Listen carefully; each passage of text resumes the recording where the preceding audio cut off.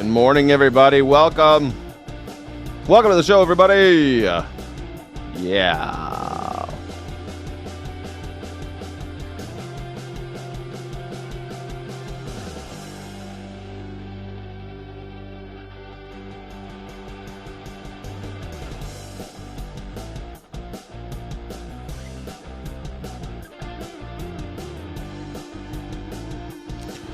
Thank you all for being here.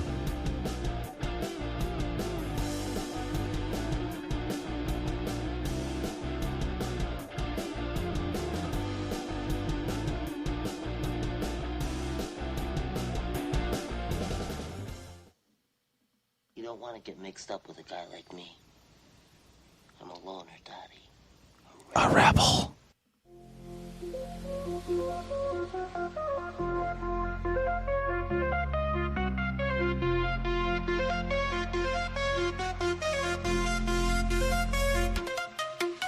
On the horizon, sky is blue, no denying.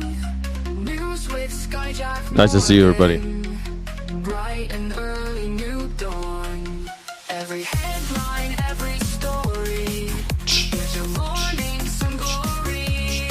Stay informed, stay tuned as the day greets new blue. Good morning, headlines.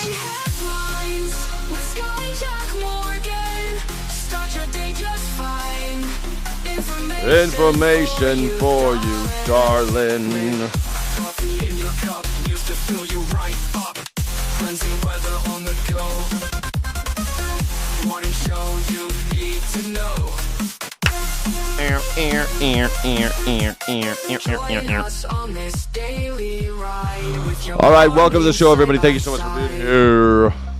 I'm pouring myself some shitty coffee. Sky will keep you well supplied. Blah. Good Good morning, headlines. Skyjack Morgan, start your day just fine. Information for you, darling. Yes.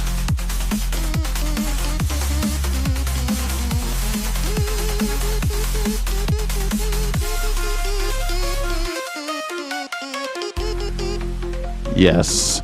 This is the show in the morning. This is your morning show. Welcome. For coffee stat. IV coffee stat. I see 4. You say IV, I see 4.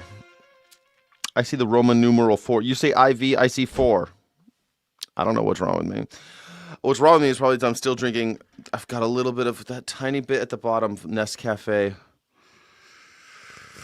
And then I'm finally done with this bottle of Nescafe that someone left me. And I'm going to go to the store today. Today. I'm going to buy myself some coffee. Hey, today we're also going to be on the Watching Humans podcast. That'll be fun. Aren't you excited? I think I'm pretty excited about that. It'll be fun to hang out with Skylar Thomas. Double sky action. 2 skies is too much. 2 skies is too many. It's one too many. Nescafe sucks, man. But hey, what am I supposed to do? Throw in the garbage? Is that what I'm supposed to? Am I just supposed to waste? Waste not, want not. You know, that's what they say. I'm just trying to make my way in this world, Nurse Rod. I don't make this world. I just ended up in here. Satanic Steven knows what I'm talking about. Stephen? Steven? I think it's Steven. Some people say Stephen. I'm sure people call you Stephen all the time. Stephen? One of my best friends is named Steven and is PH. And every time we go out to eat or something, they go, Stephen? Every time. Stephen? But it's Steven. It's Steven, man. That's what it is. Stream Elements is running. Hell yeah, man. That's pretty hot. All right, so this is really fun. Yesterday I went, people came over to my house to look at it to see if they want to buy my house. And that was exciting. I didn't know what to do, so I was just playing guitar when they got there. So I just kept playing guitar when they got there. And I just played more quietly so they can look at the house. And they're like, great view. And I said, yeah, thank you. I really like it. It's great. Do you want to buy my house? I feel so odd. It feels so odd opening up your house and being like, hey, would you like to buy this place where I live? I've never done it before, I've never done it. Yeah, I figured it was Steven. Stefan? It's a strange phenomenon thinking about like selling your house, going and having people walk through it. Should I take off my shoes? No, I'll leave your shoes on. Normally, go ahead. You don't know what to do. It's the first time I've ever had someone in my house looking around trying to kick the tires, see if they want it. It's a strange phenomenon. Hey, Ben from Berlin. It's weird that we do it.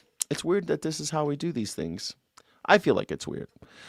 But hey, if this is how we do it, this is how we do it. I didn't make this world. I just have to live in it. You didn't make this world. You just have to live in it. We just do these things. We go with the flow, right? That's what I'm good at. I'm good at going with the flow. I'm such a natural to it. I love just going with the flow. I'm a natural. It's just the way I am, going with the flow. I just let things happen. I never question them. I just let it happen. And of course not. I'm sitting there like over-analyzing everything. I wonder if they're liking this. I wonder if I should have done this. Should I have vacuumed here like I vacuumed there? Maybe I should have mopped the floors. Maybe I should have done this. And it's like, man, do you want to buy the house? You can, when you move in, you can paint the walls any color you want, But when someone comes in and you're like, yeah, okay, well, you're in the house, I guess. Like, do you like the colors of my house? Would you like to buy it? Sorry, I didn't redo the bathrooms and put granite countertops in. That's the other thing that's crazy. People will literally take thousands of dollars and buy granite countertops or redo the bathrooms and then move away. It's like if I had the money to put granite countertops and redo the bathroom, I'd have stayed. I'm trying to get out of here. You got more money than me? You do it. What is this thing? Oh, well, if it had better bathrooms. I don't know if like everything in my house is a little older. I haven't really like renovated it. It works. Everything works. But I'm not sitting here like putting new countertops in or anything. You know what I mean? It's more like everything works. Yeah. Take a chill pill, Bill. That's what I'm trying to do. It's hard to take a chill pill. MAGA is eating MAGA, and they are stoked about it. Have you heard? They are having such a good time. They're having such a good time. They're celebrating. Donald Trump is celebrating. Big win. Big win for Donald Trump. He has destroyed that guy who wanted to release the Epstein files. Why would Donald Trump worry so much? Why does Donald Trump hate the guy who wanted to release the Epstein files so much? Don't you wonder about that? Why would he hate that guy? It's so weird. Like, if you're going to hate anybody, why hate the guy who just wanted the Epstein files released? What's the big deal? Like, is it because because Donald Trump is a sex offender, child pornographer? Is it because he hurts children? Yeah, that's probably it. Like, do you ever wonder why, out of all the people Donald Trump chooses to attack, it's this congressperson from Kentucky, and it's because his big thing was the Epstein files. He wanted them released, and for some reason, Donald Trump got all his billionaire friends to destroy Tom Massie. I mean, I'm not a fan of Tom Massie. He's kind of, he's super, super Republican. He votes everything as Republican. He's trying to he's not a great guy. But all he did was want these Epstein files released. And Donald Trump destroyed him. Does that seem weird to you? I think it seems. Does it seem? Let me know in the chat if it makes it feel a little weird. Does it make it feel a little weird? The White House is celebrating tonight after President Trump's candidate beat out incumbent Republican Representative Thomas Massie in a primary in Kentucky's 4th congressional district. It's the latest in a series of successful attempts by the president to. He worked with Democrats more than any other Republican. In what way? What did he work with them on? And what do you mean more than any Republican? It was quite normal for Democrats to work with Republicans on things that they both cared about, like the Epstein files. That used to be normal. It's not normal anymore. So what did he do? Can you name me one thing that would earn him this Republican ire? Why? How? Massie pissed off the lizard people. Well, him and Ro Khanna is the main one. Yeah, him and Ro Khanna about the Epstein files. That's what they worked on together. Him and Ro Khanna. Ro Khanna and Thomas Massie wanted the Epstein files. And that's all they really worked on together. Not much else. I mean, that's pretty much it. That's about it. And yet the Republicans have a big problem with him. Big problem with guys that want to release the names of the people who molested children. Oh, weird. Pick off his political opponents. White House Communication Director Stephen Chung. This is my favorite, Stephen Chung. Stephen Chung, White House Comm Director. Okay, what did he say? What measured response would Stephen Chung release? Let's see. Let's see what he says. This. Do not ever doubt President Trump and his political power. F around, find out. Do not ever doubt our supreme leader. Our supreme leader. Don't you ever doubt our supreme leader and his political power.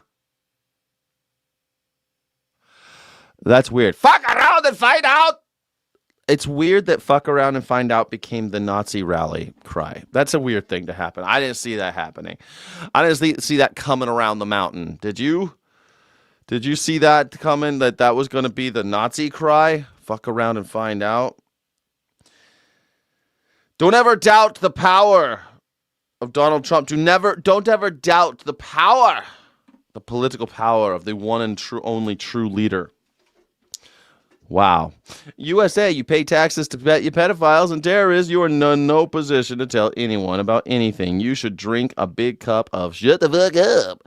Hey, here we are. I'm not going to shut the fuck up, though, nitty nutty. I'm paying taxes to pedophiles, man. I'm paying taxes to pedophiles. How am I supposed to shut up about that? I'm upset about the chomocracy. Nitty nutty, how do you feel about the chomocracy? Are you into it? Are you into it? Seems like you might be into it. Are you into it? Do you like the chomocracy? I'm against it. I'm against it. When we can't vote with the opposition on even one effing issue, we are truly effed. Yes, exactly right. We can't even, especially when that issue is, child trafficking. Yeah, if we can't be bipartisan on the whole child trafficking thing, then maybe we are truly a chomocracy and everything needs to end. Maybe this great experiment of the United States of America, it needs to stop, guys. This can't keep going. It can't. It's a problem. Man, oh man, oh man. Stephen Chung, here we go. Massie, who has represented the district since 2012, drew Trump's ire after bucking the party and the president on... Bucking the party and the president. Man, that's the thing. If you don't serve the people of Kentucky anymore there, Tom Massie, the people of Kentucky can suck it. You serve the party and the president. Yes, that's not how it's supposed to work. Yes, that's exactly what the founders were afraid of when they started talking about parties and shit.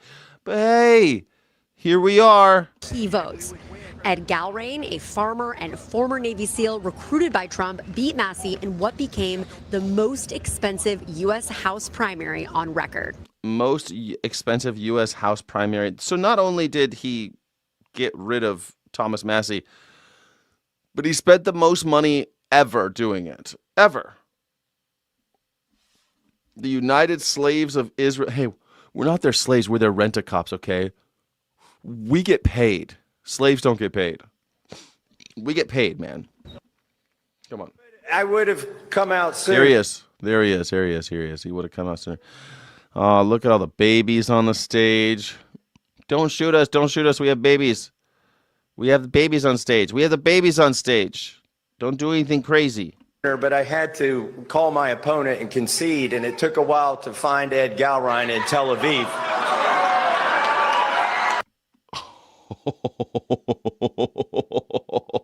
Wow.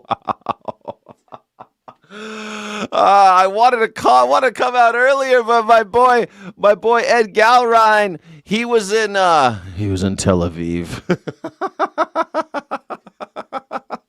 That's funny shit, man. They used a lot of dirty tricks, but we stayed the course. We didn't bend a knee. We didn't throw a foul ball. We didn't do any of those things. Throw a foul ball. What is it with these guys? Don't use sports metaphors. You don't throw a foul ball.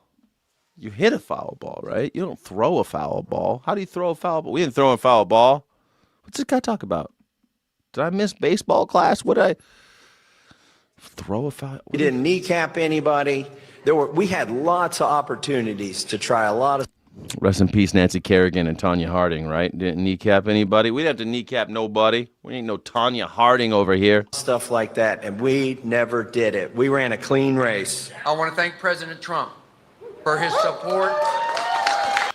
This is so creepy, man. I want to thank President Trump for his billionaire friends who spent more money on this primary election than any other primary election in the history of America. I also want to thank Donald Trump for bringing fascism to America and making America uber alles. I also want to thank Donald Trump for saving me and for taking my place on the cross. He took our place by putting himself up there as the ultimate sacrifice. Thank you, Donald Trump. I also want to thank Donald Trump for fathering all of my children and being the best, most virile man who ever lived. One more person I can't forget is Donald Trump. I thank you.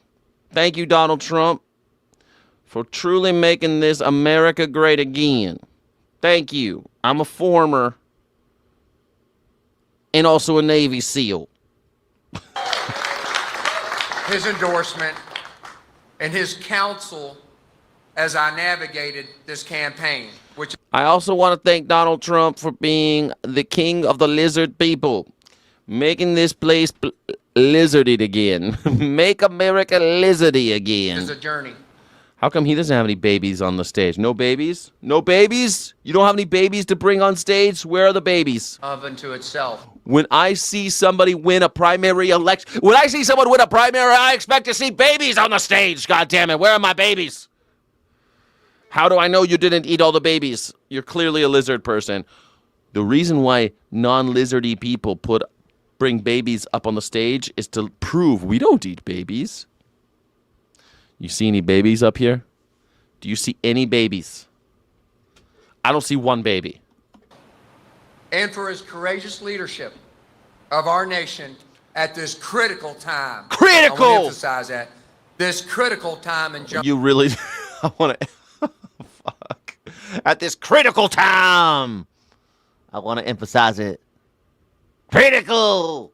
It's a junction for America. It's either let them commie bastards win or let the good old lizard people win. in history. Thank you, Mr. President. A look at the White House. I mean, was my impersonation any different, really, than the actual thing? Thank you, Mr. President, for also making America lizarded again. Mala, he's under baby. Dude, he didn't have any babies over there. He didn't have no babies whatsoever. We need, if you win a primary, or you better have babies on we need babies on there. House behind us this morning after an unprecedented settlement to end President Trump's lawsuit against the IRS. As ABC's Lionel Moise explains, there's been a lot of reaction to the deal, with some critics saying it could violate the separation of powers. It might. You mean the president's suing himself? Do you mean to tell me the president sued the IRS, settled with the IRS, so now the IRS is taking tax money, my money, and giving him $2 billion to his friends so that he can distribute it as he sees fit? Okay. Cool. And you know what else? They also are making it so the IRS can no longer investigate the Trump clan. What a fucking world I'm living in. This morning, critics reacting to an extraordinary move by the Justice Department, now declaring the IRS will be forever barred and precluded from prosecuting or pursuing pending tax claims against President Trump, his family, and forever barred and precluded from prosecuting or pursuing pending tax claims. So if he ever does anything with any kind of tax fraud, because he's been guilty of it for a very, very long time, not anymore. Can't do it anymore. their companies.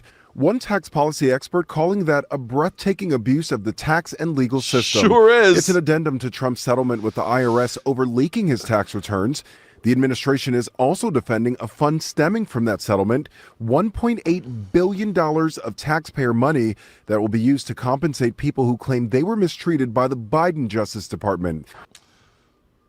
If you claim to have been mistreated by Joe Biden, Sleepy Joe, you get a piece of that $1.8 billion. I hope you were mistreated, because you deserve some of that. You deserve some of that, right? Caterpillar gets it. Caterpillar, you get it. All hail Trump. Man, that's the vibe.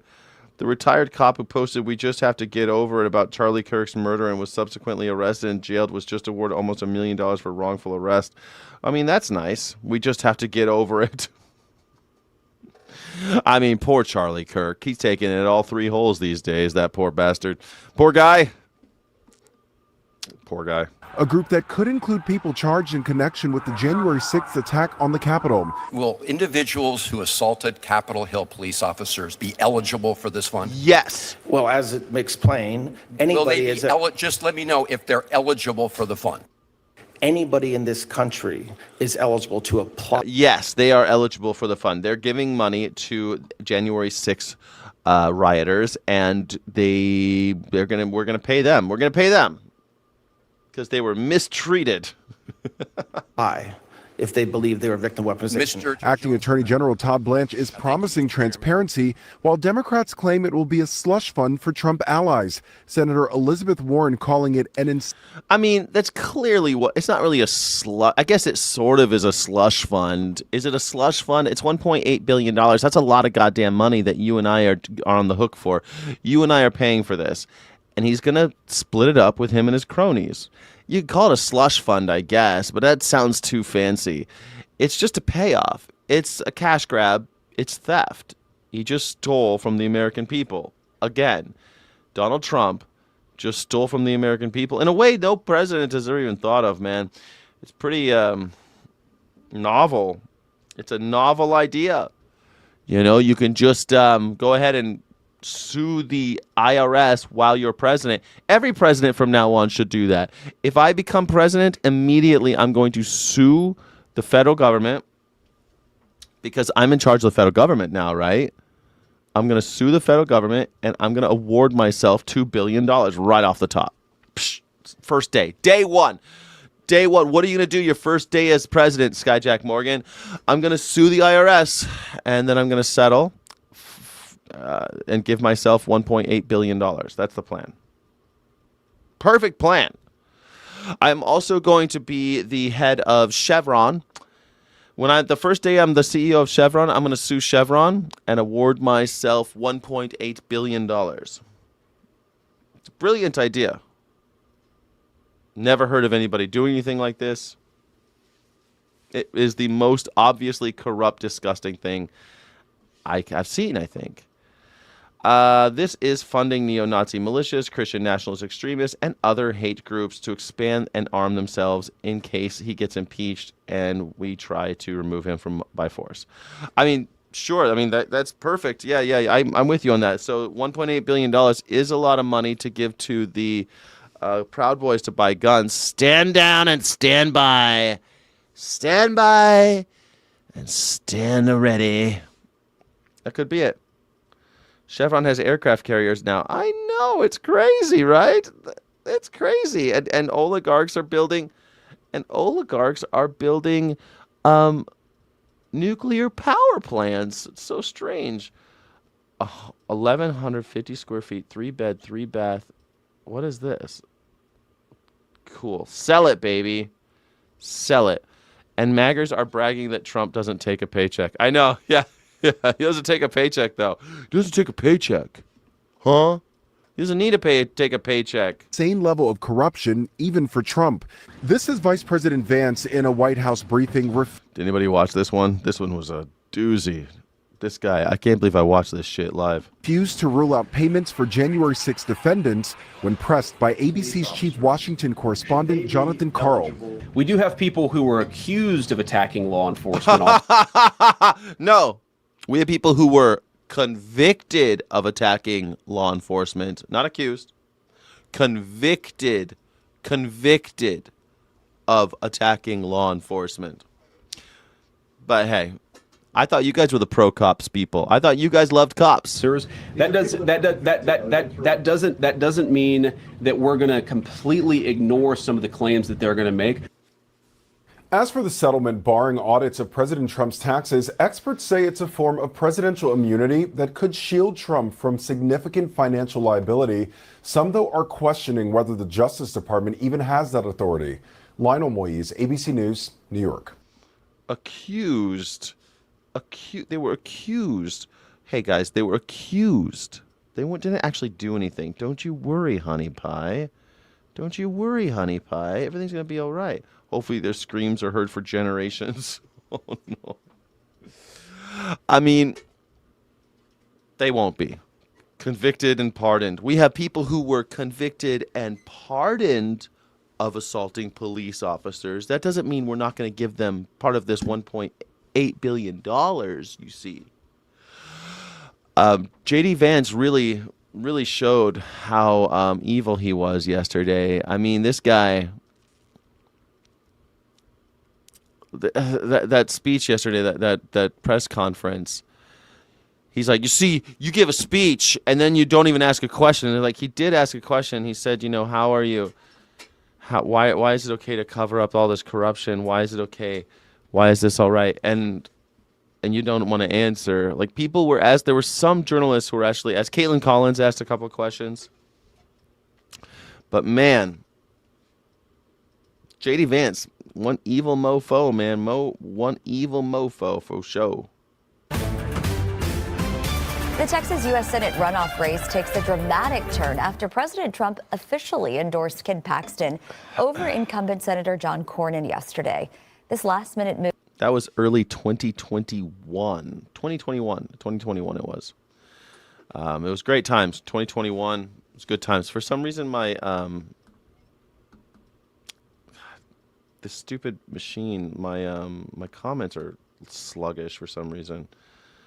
I live in southern Indiana right now, next to Kentucky state line, next to Massie's district, and literally everyone I talked to loved Massie. He was highly popular, loved even. Nobody I heard of talked of Galleran.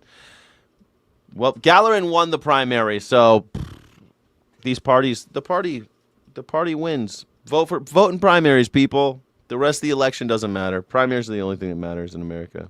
Move could shake up one of the most watched races in the country. Daniel Peralt has more. I was waiting on a little announcement. Did y'all see that? Cheers at an event in Allen as Texas Attorney General Ken. You wanted screams. Why are you devastated? Don't be devastated. We got screams. Do you want this? You want to hear the screams of a generation? I mean, this is. There you go. There's the scream of a generation. Paxton celebrated bagging the top prize, President Donald Trump's endorsement in the GOP Senate primary. His endorsement, in my opinion, is the most significant endorsement that in my lifetime. So when he endorses, it has a tremendous impact. On Capitol Hill Tuesday, Republican senators expressed. You ever notice all these Republicans are so when he endorses, it is just, I get my nipples so hard when he endorses me. He endorses me all night long, that Donald Trump. He loves to endorse. Oh, my goodness. Last night he was endorsing me, and I didn't know which way was up. Let me say, I was out there. I thought we were going to have a short night, but then Donald Trump got to endorsing me, and I declare, what is with these guys? How come they always act like that? Why are they always acting so flirtatious about this shit? So coy. Oh, my goodness. It's the best endorsement I've ever received. Oh dear. I mean, one time I was endorsed in a back alley back there behind the Bojangles, and let me say that was quite the endorsement. But once Donald Trump endorsed me, I don't think I'll ever walk again. Lord. Frustration and disappointment that the president endorsed Paxton and took so long to do so. They pushed heavily for him to back Cornyn, citing concerns with Paxton's scandal-ridden past. There are those that say whoever I endorse is going to win. I don't know if that's true, but I don't know if that's true. Yeah, I endorse him. God fuck? How do we have this guy as a president? Historically, that's absolutely true. I just don't like to say it. Trump called Cornyn a good man, but said he was not supportive of me when times were tough. In a social media post after the If you don't support Donald Trump, he doesn't support you. It's just like, when times were tough, he didn't support me, so I couldn't possibly endorse him. I have to be really emotionally there in order to get me really endorsing you. You really have to get me there, emotionally. I can't just endorse anybody, okay? I really need that little extra. Everything needs to be okay. I can't just hop into anybody's endorsement, endorsement, Cornyn emphasized his closeness to Trump and lead into an argument that he's often made on the campaign trail. In November's general election against State Representative James Salarico, he says Paxton will be a weak nominee who jeopardizes everything we care about. When I asked him about an endorsement on Monday, he said he believed the ship had sailed. I think he doesn't want to disappoint some of his own supporters by picking sides in this race, which is fine. That's his prerogative. For his part, Talarico said it doesn't matter who wins the runoff. We already know who we're running against, the billionaire mega donors and their corrupt political system. Man, someone's going to kill this Talarico guy, man. They're going to kill this guy. Keep talking about corrupt political systems and billionaires, man. Poor Talarico. Man, I hope you got your affairs in order. They're going to kill you, boy. Those billionaires, they're going to... Shoo. And they can't let this guy keep going. I guarantee. I'm starting to. The more I like him, the more I think they're gonna kill him. Anarchists, people who talk about the billionaires, stuff like that. They don't last long. This poor guy. He's got a young family. This might have the effect of mobilizing Paxton votes. What's this guy got on his? What do you have back there? What are those action figures? What does he have back there? What do you have on your desk, weirdo? While simultaneously demobilizing and deflating Cornyn votes. For months, Cornyn and Paxton have been highlighting their ties to Trump while trying to appeal to Republican voters. Last week, Cornyn introduced a bill to designate U.S. Highway 287, Interstate 47, in the president's honor. Cornyn really tried to be as conservative as possible, and at the end of the day, it still wasn't enough to get the president's endorsement. It's another advantage for Paxton in a runoff where the electorate tends to be smaller. Is that really what it was? Was that Warhammer 40K? Is that what that was? Are you serious? Pesky 10th Amendment? You think the 10th Amendment gets in the way of Democratic Socialist Democrats? Democratic Socialists? I don't know what you're talking about. Microbe Joe, I don't see how the 10th Amendment is a big problem there. But hey, whatever. Amendments don't matter anymore. We have Donald Trump in office. He wipes his ass with the Constitution every day. He has shredded the document. Constitution. Smonstitution, right? What do you care about the Constitution now? Donald Trump has destroyed it. It's not worth the paper it's written on. Constitution's old. I hate to break it to you, but the Constitution's gone. You guys keep thinking, oh, the Constitution's going to save us. Nope. Nope. No siree. The First Amendment, joke. Second Amendment, joke. Third Amendment, they force hotels to house ICE agents, joke. Fourth Amendment due process, they're destroying and kicking in the skulls of asylum seekers, joke. Fifth Amendment, come on. No, joke. I forget which one the sixth is. They're all jokes. We don't have the fucking 14th Amendment's in the trash now. Like, I don't know what you guys think. Like the Constitution is somehow going to save you. It will not. The government doesn't honor its contracts. And favor the more conservative candidate. But experts say Cornyn still has a chance in what's become a bitter and expensive battle for the future of the Republican Party. For John Cornyn, this could potentially be the last political race of his life. And if he leaves stuff in the tank, it's wasted. Well, there you go. There you go. Nice work, everybody over there at CBS. Nice work. Cornyn out. Wait, who's out? Yeah. Ken Paxton in. I love being endorsed. By President Donald Trump. That's the most important endorsement I could possibly give. Lord. So nice. I am inside the Great Hall of People. Great Hall of the People. I can't wait to hear about this one. No more voting. Voting doesn't matter anymore. Did voting ever matter? I mean, I think voting in the primaries kind of matters, but voting, it's over, guys. Doesn't matter if you vote. Donald Trump has to fix 12 counties in all of America. 12? Don't you worry. He's got it covered. 12. 12 counties he needs to steal the vote in, or just not allow them to vote, or just slow down the voting process. Any of those things he can do very simply. 12 counties in all of America, he can do it. And he will. It won't matter. Oh my God, the January 6th was the 1,000 FBI agent provocateur day. Yeah, that's what it was. Yeah, that's definitely what it looked like on TV, was 1,000 FBI agents, because FBI is so well organized. The FBI is so good at their jobs. Yeah. Where's Nancy Guthrie again? Where is Nancy Guthrie? What? It's so funny that the FBI can't find their asses with two fucking hands, and you're like, they perpetrated a false flag operation, 1,000 people large, and they all magically kept their mouths shut, and they pulled it off. Wow. The FBI, they really are a crack team of covert operatives. 1,000 of them descended upon Washington, D.C., and it was very hush-hush. They were all able to keep it quiet, for sure. 1,000 of them, huh? Yeah, totally. Where President Xi met in private with President Putin. The Russian president is here a few days after U.S. President. Those are our boyfriends. Wait a second. Those are Donald Trump's friends. And their Oh, no.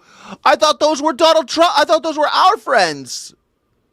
I thought we were in cahoots with Xi Jinping and Vladimir Putin. Now they're in cahoots with each other. Amazing. I didn't know this could happen. I hired Trump to piss off people that piss me off. Now he's pissing me off too, but it's still okay. Yeah, great. That's something to do. You hired a president to piss people off. Way to go. I missed the day of PMRC being the dumbest thing that Congress was paying attention to. Wow. Donald Trump was in Beijing also to meet President Xi.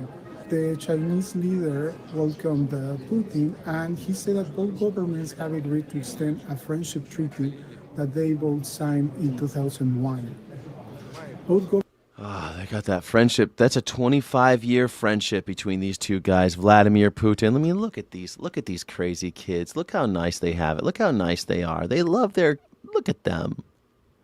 The Russian flags and the Chinese flags, they just go together, right? They just go together. It looked better when it was the old USSR flag. But look how nice they look together. They're just two peas in a pod. Donald Trump should be right there in the middle, don't you think? Donald Trump should be right there.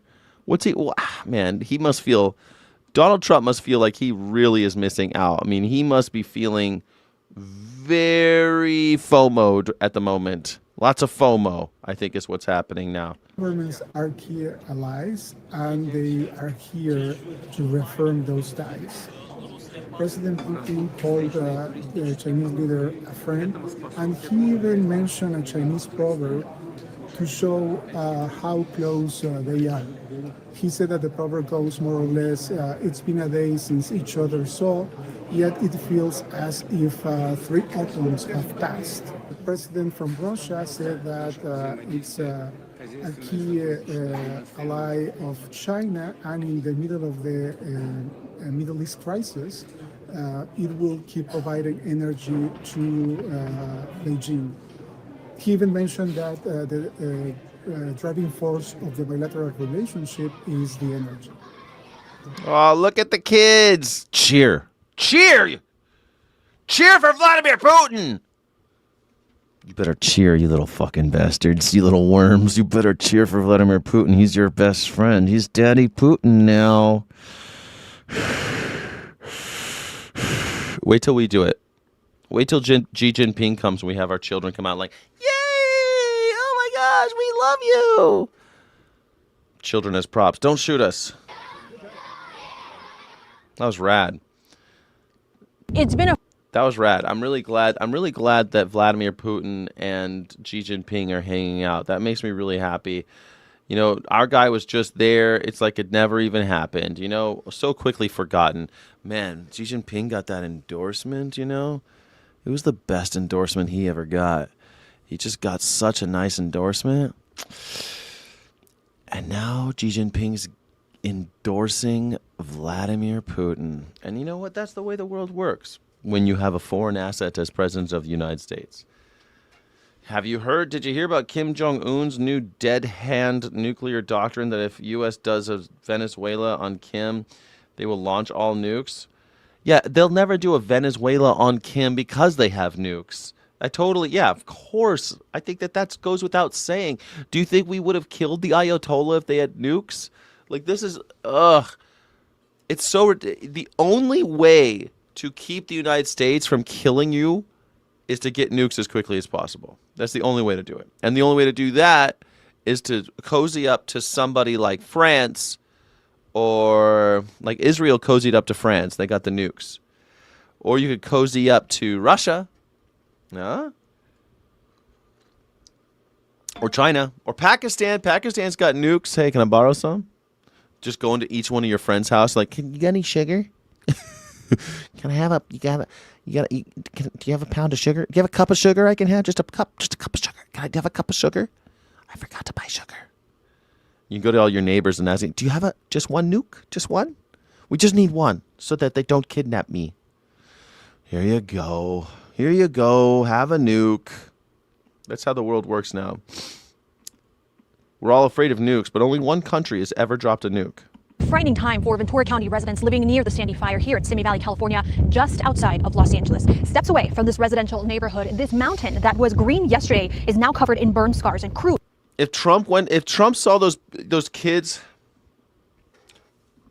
if Donald Trump saw those kids at when Vladimir Putin and Xi Jinping were walking around, the little kids like, yay, yay, yay. If Donald Trump saw that shit, Donald Trump would be like, how much for these ones? I could get a pretty penny for these ones. You understand? Donald Trump looks at children the way like the sand people look at droids in the deserts of Tatooine. Hi, hi. And he just wants to buy Uchichi. That's a Jawa. The Jawas and the sand people trading droids in the deserts of Tatooine. That's how Donald Trump sees children. How much can I get with these ones? How much for that R2 unit? How much for the R2 unit? I love R2. We love R2-D2, don't we? We love R2-D2, don't we, folks? They're such a nice, perfect height. Makes all the cute little bells and whistles. Makes all those cute little noises. So nice. All the different ports. It's got lots of ports. R2 units have the best ports. Some people say they're the greatest ports. The greatest ports you could ever imagine, R2-D2. How much? That's how Donald Trump sees children. Are working around the clock to contain the blaze via choppers and air tankers, but we have seen smoke pick back up in certain spots, including right behind us. Now, there's urgency in containing the fire, especially because many homes, as well as pets, livestock, and wild animals are in these affected areas. Yeah, it's scary. I'm actually shaking a bit just talking about it. We actually had to bring the chickens inside last night. You have to bring the chickens inside? You shouldn't be keeping chickens in your house. Xi Jinping walked Trump by the kids, bent down and waved, and even spoke to Xi about the beautiful children. Yeah, I know. I saw it. He wasn't saying beautiful. He was saying, they're beautiful. How much for the children? They have a coop outdoors because their respiratory systems are sensitive and they could have died just from being outside all night. At last check, the Sandy Fire has burned through at least 1,300 acres, and with it being only minimally contained at this time, the threat is not yet over. Man. It's 6:15. New details this morning. That's the thing. It's getting rough out there with the fires, man. It's fire season. Get the fuck out. I'm leaving California. I don't want to be here for fire season. Man, I don't want a fire season. My luck, the houses will all burn down and I'll experience an Armageddon right before I sell my house. My house will be in escrow and then I'll get my horizontal set to members only. Not sure if you did that on purpose. I do it on purpose. That's a perk for members. A perk for members. We got horizontal. We have a members only room. There's a members only room right now going on. By the way, if you're a Sky City Rebel, please, you can head on over to the private room. You know, we got a little private room over there. It's horizontal, baby. It's pretty rad, huh? It's a perk. It's a perk for the members. Thank you for being Sky City Rebels. That's my personal thank you to you. Thank you. And if any of you are interested, all Super Chats, Cash App, and Venmo, they're all going to go towards my coffee fund so I can stop drinking Nescafe. Thank you. I'm a horizontalist, yes. I really believe in the power of the horizontal lambada. The horizontal lambada. But yeah, but cool ones can't get in. Yeah, all the cool ones can get in. All the cool ones can get in. All the cool ones can get into the horizy. Yeah, it's okay. Yeah, nice. Feels good over here.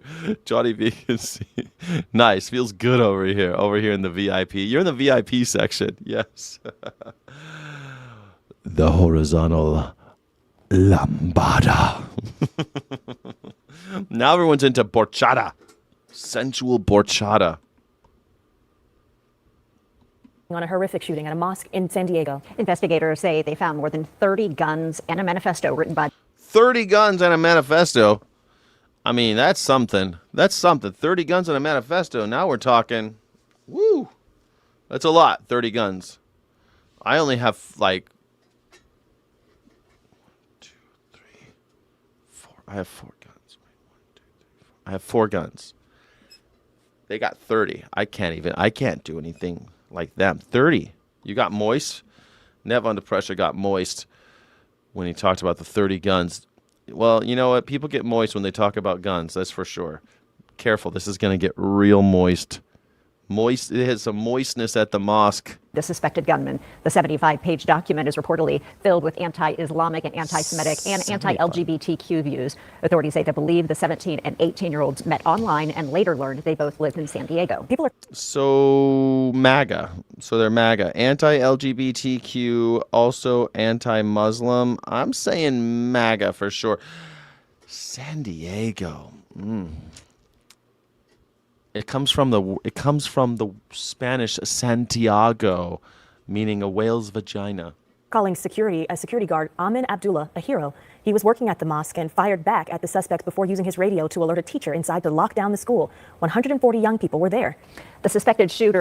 Yes, you actually do need a manifesto before you buy guns in California. So he had 30 guns. These two kids had 30. Teenagers somehow got their hands on 30 firearms and a manifesto. Killed 3 people, including Abdullah, and later took their own lives. We are now learning the results from Georgia's primary election. It's such a weird, the suicide part, man. Like, isn't it funny that every day I hear about how we had to go to Iran because those Muslims, they're a death cult. And they believe in martyrdom.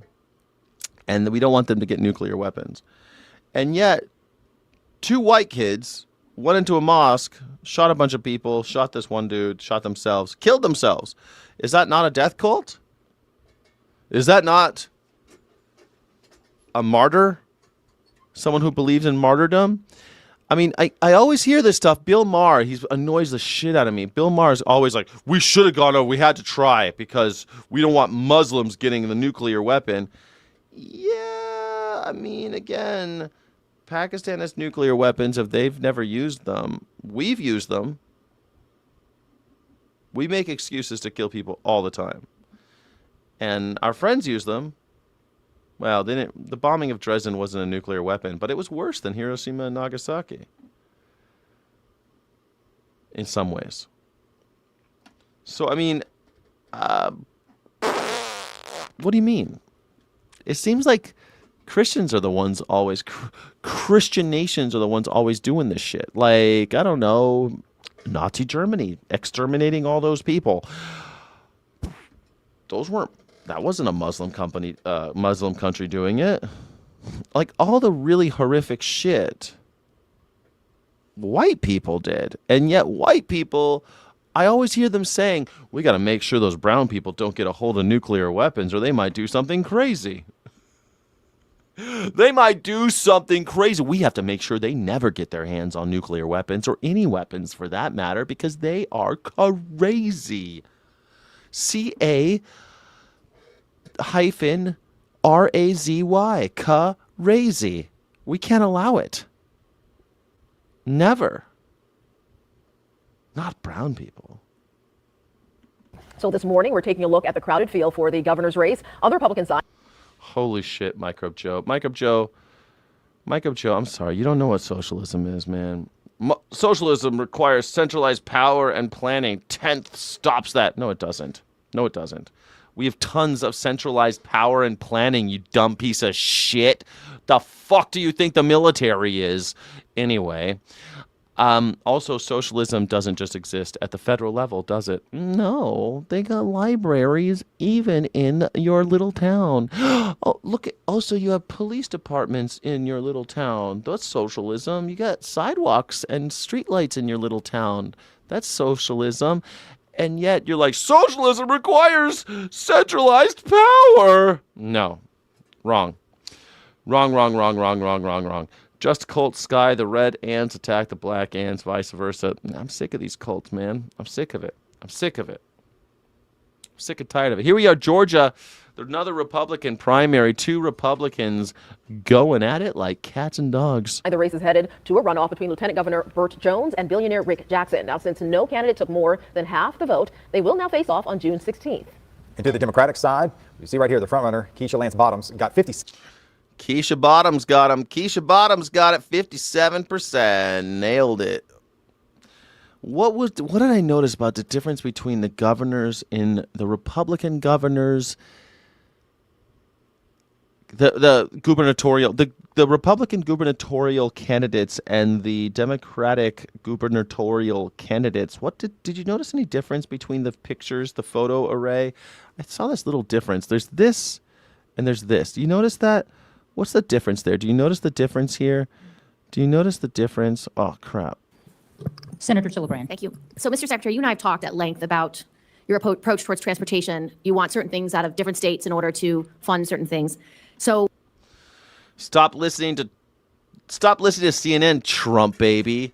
Totally. Stop listening to CNN. CNN is pro-Trump. CNN is always so pro-Trump. Stop listening to CNN, Trump baby. Sick of it, okay? CNN is owned by the Ellisons now. You can't listen to CNN, Trump baby. Yes, totally, Tom. Tom knows what he's talking about. Don't listen to CNN, Trump baby. Why are all Trump people such babies, Tom? I don't get it. I'm with you, though. I think people who think that Trump is great are little babies. They refuse to ever grow up. They want Daddy Trump to do everything for them. They're completely not self-reliable. They don't believe in having any kind of personal accountability. Man, how do we fix that, Tom? How do we fix it so that more people, so all these Trump weirdos, these weird chomos, these weird pedophiles, I want them to grow up, stop messing with kids, and start taking some personal responsibility, some personal liability, you know? Some personal responsibility, huh? Accountability.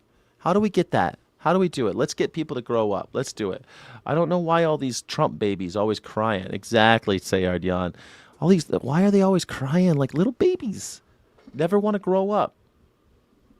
Pure eternus, man. Pure eternus. you and I have talked about Second Avenue Subway. That's finally in compliance, and that is going forward.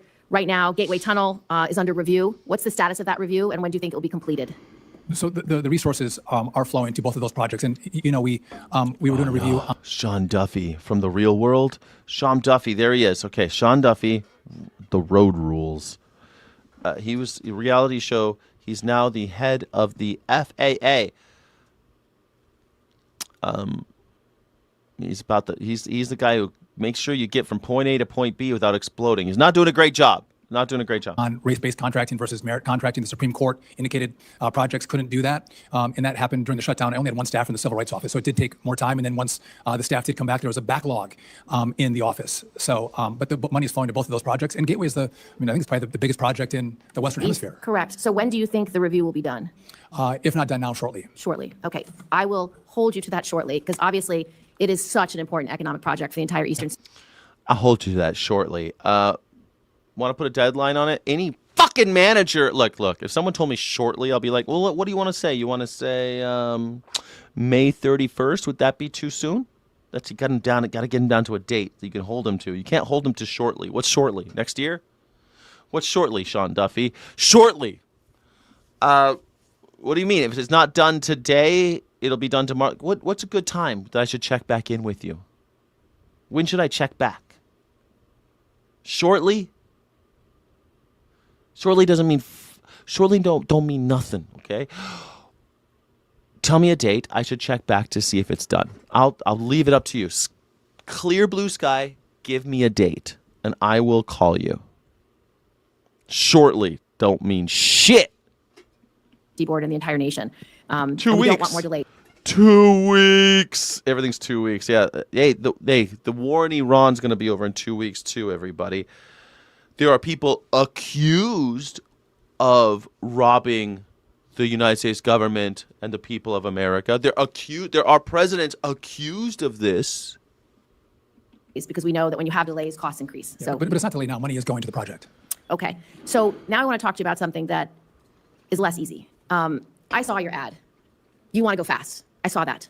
But I did not like the fact that you bragged about cutting funding to New York. That sounded like a political argument that is not a very nice thing to say about a state that has 20 million people that need to get to work every day on critical infrastructure. So I don't like that quote in your ad. I thought that was a very inappropriate thing to say. I also do not like your Great American Road Trip. And I get you have experience in that. I get you want to promote America and how beautiful and amazing it is. I get all the good reasons why you wanted to do that. And I think that Jaganshar says, is there a correlation between the number of petty crimes and the level of organized white-collar crimes? I think so. I think absolutely there are. I've looked into this many times. It looks like the more wage theft there is, the more white crime there is, the more white-collar crime there is, the more you see people breaking into people's houses because they're being stolen from, right? If your paycheck is being stolen from over the course of your life, that's wage theft, and it's $50 billion a year are stolen from the worker every year. And at $50 billion, if you're having this money stolen from you, of course you're going to have to steal more. You have to commit more petty crime. Except petty crime lands you in prison, and white-collar crime does not often land you in prison. Even if it's pursued, prosecuted, you don't do time. Oh, you do time for stealing your kids' medicine, children's Tylenol. If you steal some children's Tylenol, you go to jail. But if you steal $10,000 from a worker, that's just a clerical error. I get it's time with your family, all those things. I don't like it because right now in New York, people are suffering. They are extremely stressed out. They're stressed out about the cost of gas, which has gone up by 50% under this administration. They're upset about the cost of everyday household goods. They're upset about the cost of groceries and housing and healthcare. So their stresses. I don't think they're going to get to go on that great American vacation that they'd like to go on. I think a lot of families are not actually going on vacation this summer. And when I went and met with a bunch of gas stations across my state just a couple days ago, the cost of well over $4 a gallon in every gas station, $5 a gallon, over $6 a gallon for diesel, it's extremely stressful. And I don't like the fact that this Great American Road Trip. You guys want to go on a road trip with me? Let's all go on a road trip. It'll be easy. We'll have plenty of money. Gas is cheap, haven't you heard? We could all go on a road trip. Let's pile all up on the RV. We're going across America, everybody. It'll be great. You're going to love it. Piece of cake. American vacation reality TV show. Took days and days of filming. I don't like the fact that it was paid for by companies that you have to oversee, companies that you work with. And in our jobs, that would be pay for play. It would be 100% illegal. It would be inappropriate on every level and not tolerated. And in this era where President Trump's spending money building a golden ballroom that we don't need, that he's spending $1 billion a day on bombs that people would far rather he be spending on healthcare or housing. This Great American Road Trip, it doesn't smell right. It may be fast, but it's fast and loose with the rules. I don't like it. I think it's wrong. And I think you should explain to the American people why you should spend your time and why you should be getting a vacation that is paid for by companies that you regulate. I think those things are highly problematic, and it makes me extremely anxious because the American people and New Yorkers in particular probably can't afford their vacation this summer at all. So I appreciate that, Senator. First off, New Yorkers, we don't care. In the ad, you said a lot. Can I unpack some of the allegations that you made? First, in regard to New York, we've asked for all states to revoke illegally issued driver's licenses. Every state has complied but New York. And we have tools to pull money from New York. And we did. California even complied. But the point is, Mr. Duffy, Secretary Duffy, I don't mind that you have rules and that you have a different way of doing the Department of Transportation. What I mind is that you bragged about it and made a joke about it. It is not appropriate for a secretary to demean an entire state by that joke. So we're going to give $8 billion to rebuild Penn Station. Is that a joke? No, but you'd welcome that, right? And I've asked for your subways to be cleaner. With our tax dollars. You got that money because we give it to you from New Yorkers. And then we get a choice where to put it. You gave me that. You gave me that. That's exactly right. You have that money because it's our money. We pay that money. This is what's so funny to me is that they always act like the federal government's giving a gift to New York and California. Those aren't gifts. That's our fucking money. We could do it by ourselves. We don't need the federal government. Do not need them. Nobody needs the federal government except for maybe, New Mexico, Missouri, Mississippi, Texas. They need the federal government a lot because of oil infrastructure and stuff like that. But most states could do just fine without the federal government. And really, those states could as well if they just said, go fuck yourself. They could do it. If they just took their own land back and said, we don't need you. All these states were doing just fine before the American government came around. Politician, WWE, kayfabe. Yeah. We also appropriate money that then you don't grant. We are the appropriators, not you. We appropriate the money. You're supposed to spend it. Sometimes you choose not to, and we have to file lawsuits to get you to spend the money. Make allegations. You don't want? Can I respond? Do you want me to respond to, or just, if you want to take all your time is up? But if you want to just sit and vent or want me to respond, you let me know. Let's talk about the Great American Vacation. The Great American Road Trip. Yes, let's talk about that. This was a project, Senator, and I want to encourage Americans to see their beautiful country. And as we can see from this hearing, there's a lot of partisanship in America. Seeing your country, experiencing your country through the window of a car is a beautiful thing. It actually unites America. Maybe spending time with your children is a wonderful experience. It is a wonderful thing. But your vacation was paid for by Boeing, Toyota, United Airlines, Enterprise, Shell, Royal Caribbean Group, all Senator, organizations and companies. Do you want me to respond to you? Can I respond? But you're responding with platitudes, and it's not. I'm telling you what the project was. Okay, 2 days, quickly in and out, and I did film the Great American Road Trip to encourage Americans to travel. I'll answer your question. So this was officially part of America 250, and you all sanctioned America 250. This is an official partner. No, it's an official partner of America 250. Also, this body told me that I'm supposed to promote tourism and travel, and that's what it does as well. Now, hold on a second. No, you're and it shouldn't be paid for. It shouldn't be.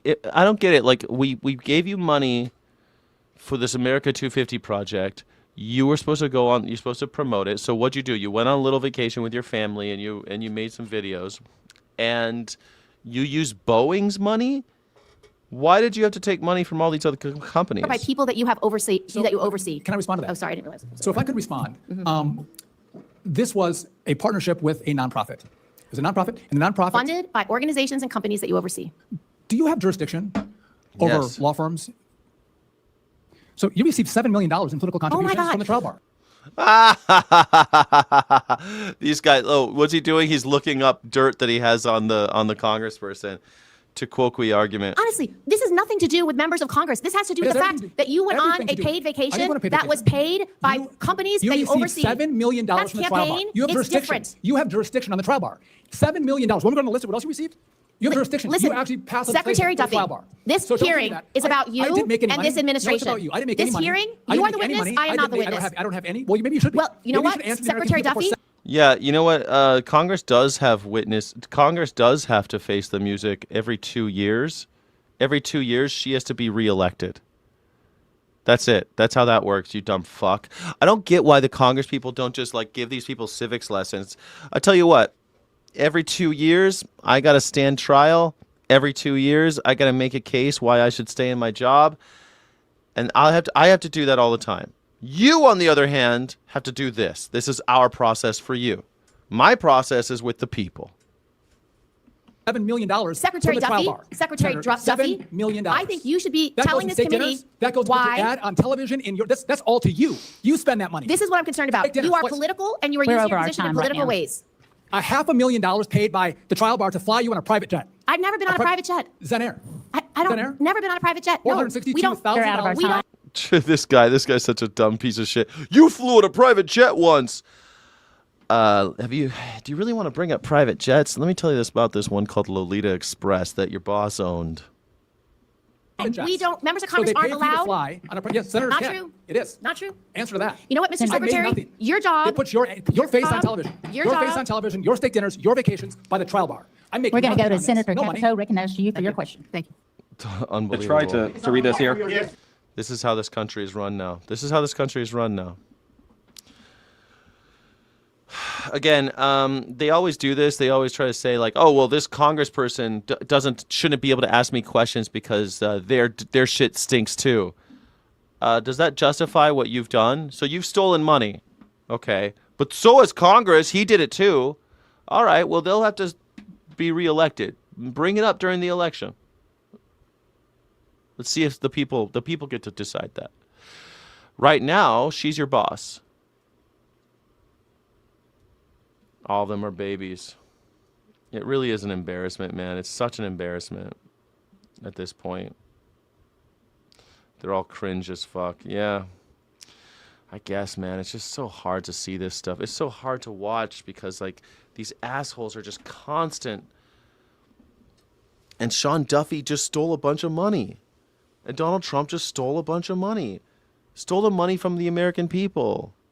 This guy's supposed to be regulating those companies. And he took money from them. And he took money from you. I'm sorry? Okay. God, this was so painful to watch. Anybody watch this? With I don't- JD Vance. okay. JD Vance. Oh my God, JD Vance and his horrible press conference. That was kind of interesting, so I'm going to give you the question. All right, go ahead. So last week, the Pentagon halted deployment of 4,000 troops, U.S. troops, to Poland. This is in direct contradiction to President Trump explicitly promised not to reduce the troop level in Poland. So why would you take out troops from Poland? Why do you think he would do that? Who wants fewer American troops in Poland? Who do you think on planet Earth, one guy's name, just one dude's name. Let me ask you in the chat, one dude's name. Who wants fewer American troops in Poland? Always has. From day one. The second Poland was free, American troops were there. And there's this one guy who always hated that. Who is that guy? Can you imagine who that guy is? I'll give you a hint. His name means prostitute in French and turkey in German. I'm going to ask you this question, which many people in Poland think. Why are you rewarding Putin and punishing your best ally in Europe? Well, first of all, I'd say there's been no president who's done more, frankly, to ensure... This fucking guys! Just frankly, there's been no president who's done more than good old Donald Trump. No president has done more than him. They always say this shit, and that's a fact. That's irrefutable. Really? What evidence do you have of that whatsoever? That Ukraine survived the invasion of Russia than Donald Trump. As he famously said, Obama gave him sheets, I gave him javelins, and it was those javelins that ensured that Ukraine still has its territorial sovereignty. What he's also said is that he wants to pursue... Obama?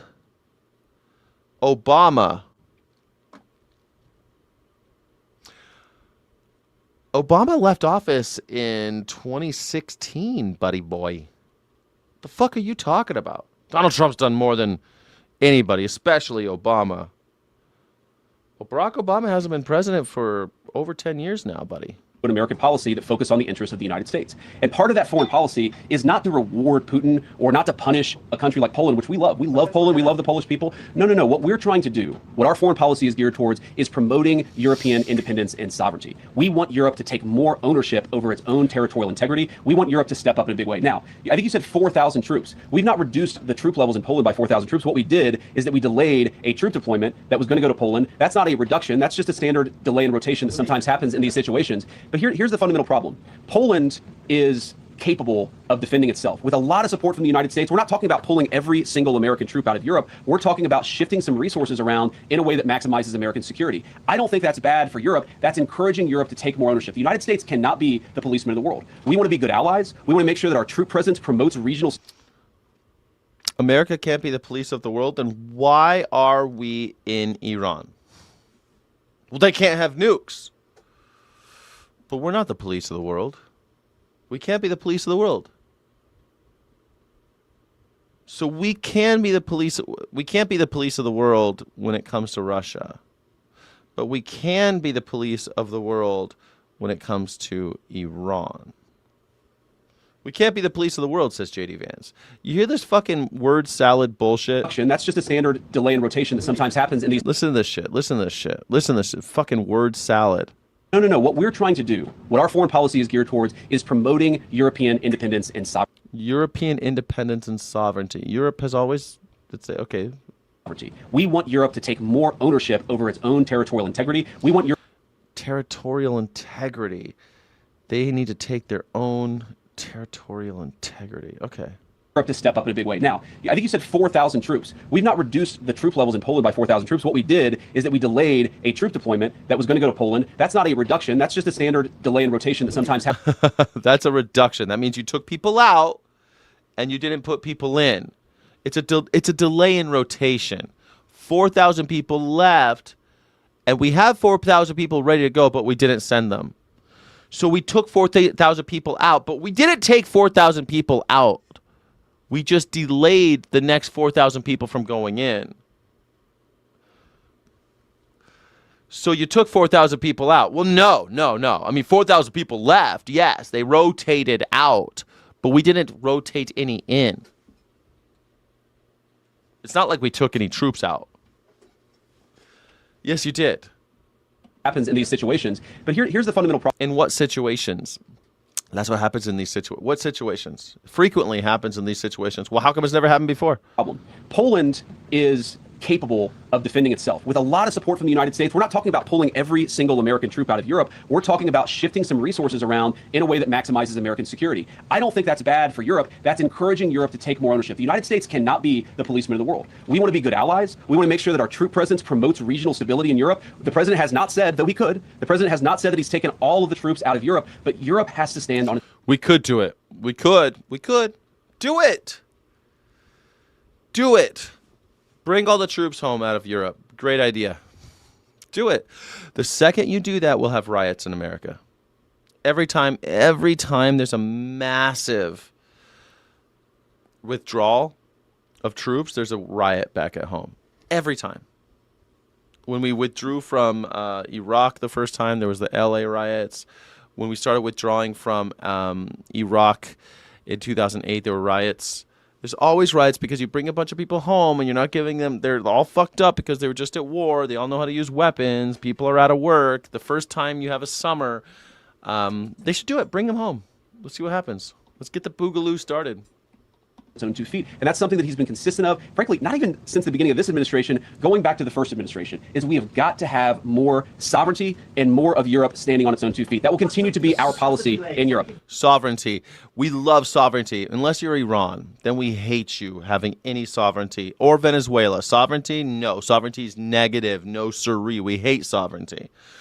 We love sovereignty if you're Europe for some reason. But we hate sovereignty when it has Iran or Venezuela. Yes. If you have oil, we hate when you have sovereignty. Cuba, no sovereignty. We hate when you have sovereignty. Why don't you take all the troops out of Guantanamo Bay? That's a great place to withdraw them. Bring them out. Why? How come we have to have people at Guantanamo Bay? Oh, you like torturing people in a country that no press can go to? Yeah, that makes sense. So American press can't go there. So we have like this little outpost on a country that's kind of no man's land and no one's allowed to go to. So you could torture people indiscriminately with impunity. Great. Maybe you should take people out of Guantanamo Bay. You want to bring people home. No, Poland for some reason. Poland. Because Vladimir Putin. Thank you for everyone who noticed. It is Vladimir Putin. He's the only person ever who's been asking America to take people out of Poland. Can't be America's police. We can't be the world police. Not when it comes to Russia. We love those guys. Those troops will go eventually to Poland? What I said is that is it a delay in troop rotation? So wait, so those people are going to Poland? No. So you've taken people out of Poland. It's a delay. Those troops could go elsewhere in Europe. We could decide to send them elsewhere. We actually haven't made the final determination about where those troops are ultimately going to go. But what I'm saying is it is not accurate to say that we are pulling a bunch of troops out. It is 100% accurate to say that. He's talking bullshit.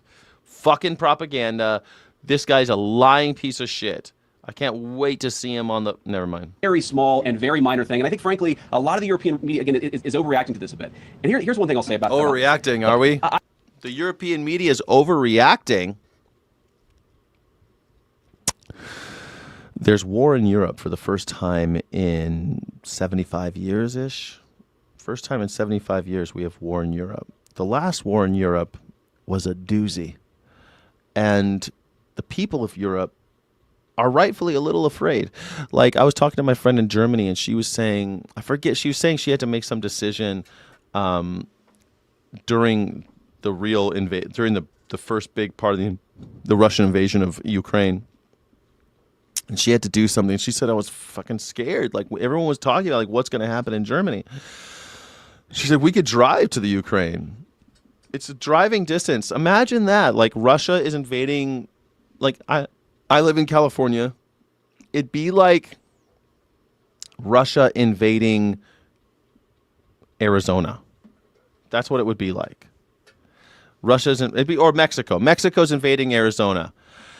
Do you think people of California might freak out a little bit if Mexico was killing tens of thousands of people in Arizona? Yeah. Those Europeans, they're overreacting. It'd be the same thing. If California was freaking out because Arizona was being invaded by Mexico and tens of thousands of people were dying, would you say, California, you're overreacting?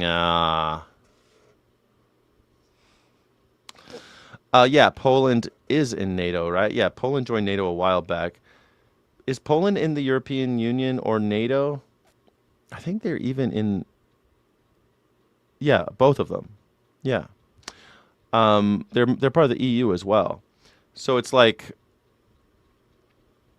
I don't think Russia is going to attack Poland, but they should be freaking out. I would be freaking out if I were Polish right now. And I've been to Poland many times. And they're fucking... There's people in Poland that are like, oh, it was better than the old days when Russia was in charge, back when the USSR. When I was in Poland, there were people saying that shit. I have, for my entire life, I'm 41 years old. For my entire life, I have heard chirping from the European media about everything that's wrong with the United States of America. Oh, God damn it, you snowflake.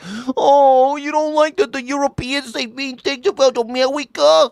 We don't have this. We don't have that. We don't spend enough on healthcare, even though part of the reason why we spend so much on defense was because we have tens of thousands of troops in Europe. We don't have healthcare because we have tens of thousands of troops in Europe, says J.D. Vance. Headline, J.D. Vance, reason why we don't have healthcare is because we have tens of thousands of troops in Europe. Great, bring them home, give us healthcare. After all, why am I paying for those troops? Perfect, J.D., where's my check? Give me a rebate, J.D. Perfect, I love this idea. Bring them home.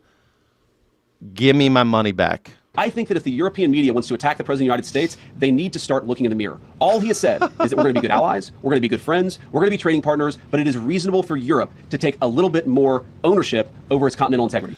No, Donald Trump is taking us out of NATO. He's taking us out. He's bastardizing any kind of deals we ever had with the European Union, country by country. That's what he's doing. Why? Because Vladimir Putin wants them to. That's why. Because he's made deals with Vladimir Putin. He works for them, not us. Donald Trump doesn't work for you. He works for Vladimir Putin. It's always how it's been. That's what's actually happening here.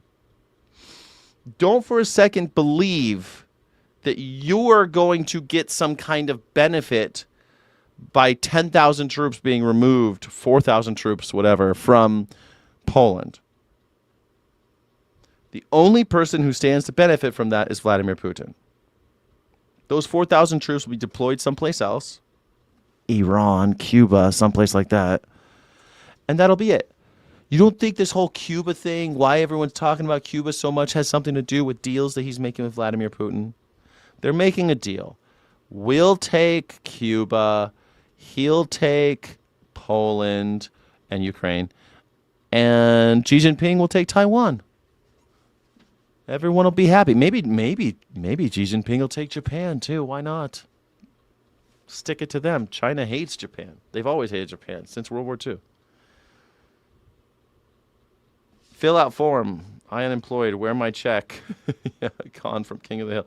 Yeah, I fill out form. I unemployed. Where my check? Yeah, I don't know. I've never been able to get that check. I'm never able to get that check. Russia can't even beat Ukraine. They are pussies. We can't beat Iran, so there you go. But don't worry, when everybody stands out of the way, we're still playing the friggin' Taliban. I mean, WTF. There you go. Still paying the friggin' Taliban. You know, you say like Russia can't beat the Ukraine, but that's because America is giving weapons to Europe to sell to Ukraine.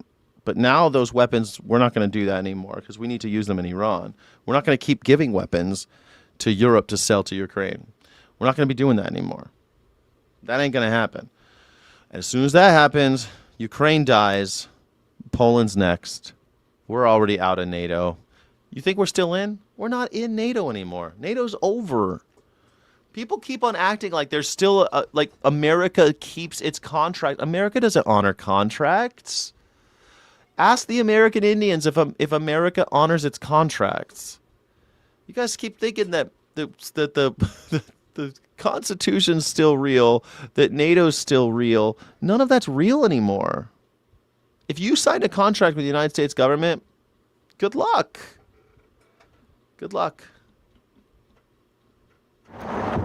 They call this the road of life, but it's about survival, not living. It is safest on. I mean, you say Japan. If they take Japan and we do nothing, we don't do anything. We're friggin' assholes. Yeah, but I mean, we are friggin' assholes. You don't think that's the same about Taiwan? Man, I've been to Taiwan. It's unbelievable that we're even talking about that China taking Taiwan. It's crazy. We make the chips, like the NVIDIA chips and all that shit. They come from Taiwan. All those chips, we want to give those to China. Brilliant. Don't worry, they'll let us have some. Don't worry, they'll let us keep buying them. It'll be fine. It'll be fine. NATO is old news. Come on, man. 2026, bro. NATO is old news, man. There's no such thing. Old news. It's old news.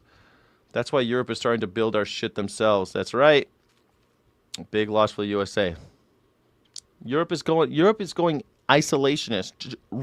Germany is building its military again for the first time since World War II. Germany's building it up, putting more and more of its GDP towards military. You think they're mining steel, they're making steel and shit, doing stuff that they didn't do before. They're upping everything because they know. Germany knows.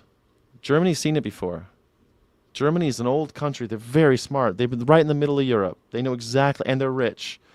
And they're right down the street from Ukraine. They're right down they touch Poland. They're bordered with Poland.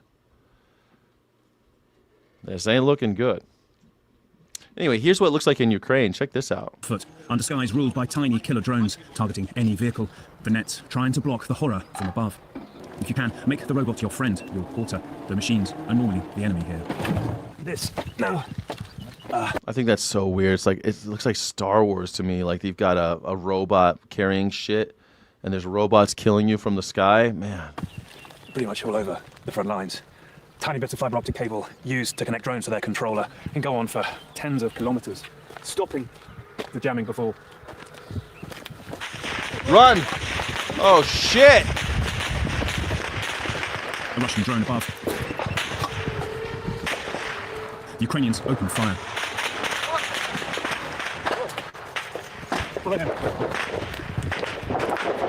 God damn!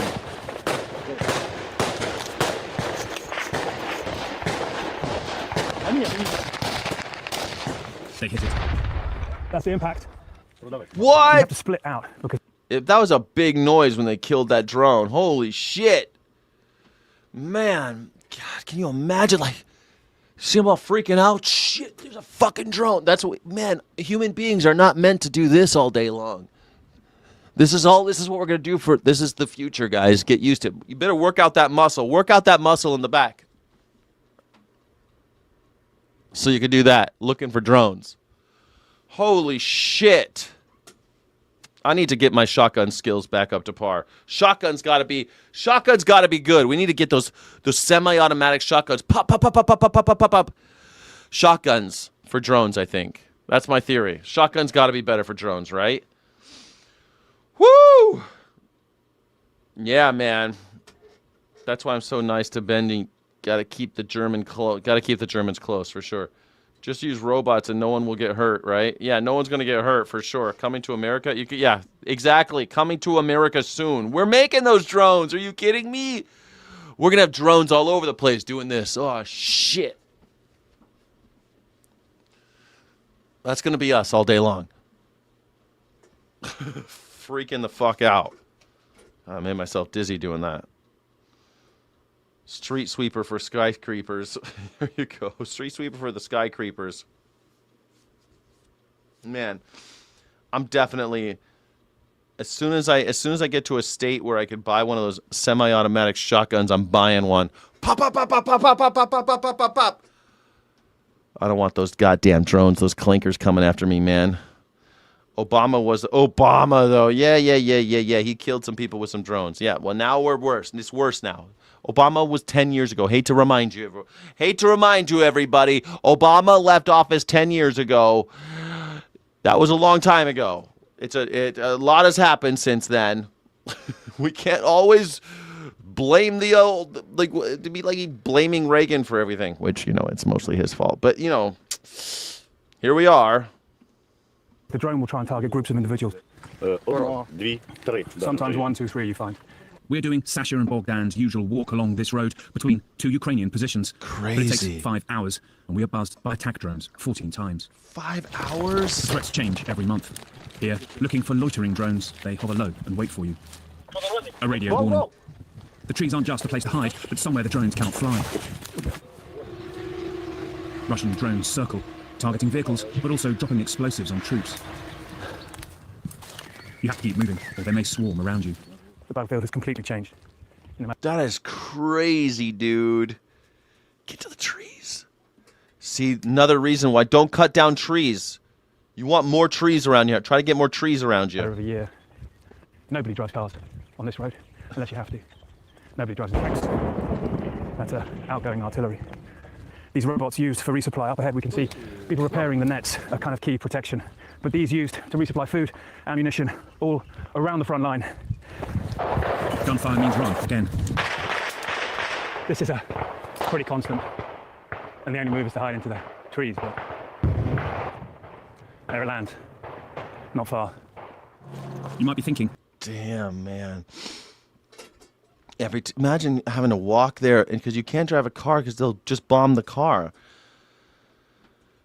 Even if you get where you need to go, you got to get out of the car, and the drones can see where you're going. So you got to hide in the bushes. Oh, shit. Why not walk inside the nets?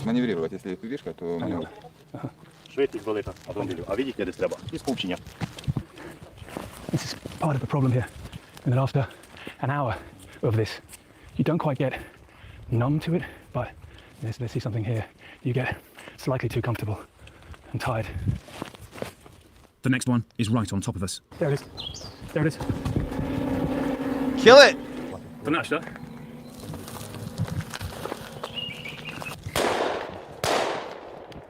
Jesus. That grey streak. And it falls. Whirling down. But it hasn't detonated. Oh, there it goes.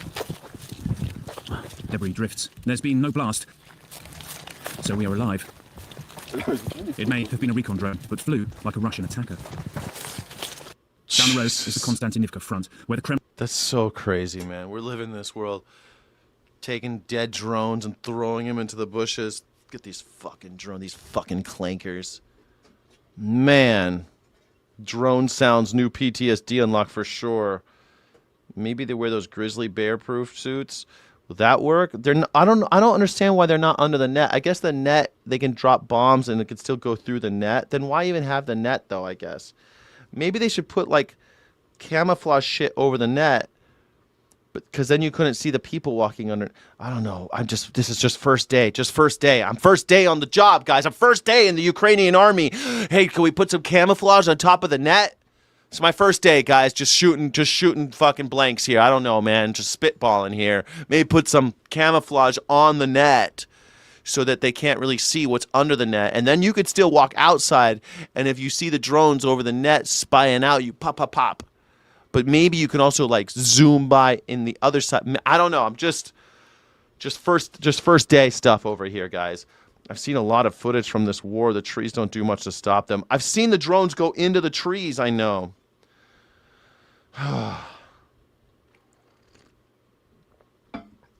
Clear net so the operator wreck the drone. Oh, but the drones, it seemed like there was only one drone in the net. It seems like the drones are high up just dropping bombs, right? I should enlist. I should enlist, right? Just first day. Nah, they wouldn't listen to me, man. I would enlist. I'd be dead first day. I don't know. I'm pretty good with a shotgun. I might make it, actually. I might make it. But I wouldn't be, yeah. First day, they'll be using you as a sniper coordination tool. Yeah, for sure. Yes, exactly. Hey, go out there. Go out 500 yards. See if he can get you. Yeah, that'd be exactly right. No, I'm pretty good with I'd be pretty good with the shotgun. I think I'd be a good soldier for the Ukrainian army. Should I go? Should I go? It's not really my fight, but these two governments duking it out over a border that I don't believe in borders. So I don't know. I think it's fucking crazy though. This is coming to America. This is just a preview, guys. This is a trailer for the next American. You don't think that these drones are going to be doing crowd control in America? Kremlin's advance has been slowed to a crawl at the enormous cost across the front of 35,000 Russian dead and wounded a month, says Ukraine. This is the 10th attack. Wait, how many? 35,000 Russian dead and wounded a month, says Ukraine. Oof. This is the 10th attack. They caught sight of the briefing, and it appears to be coming closer now. Actually, intense fire. I can hear it.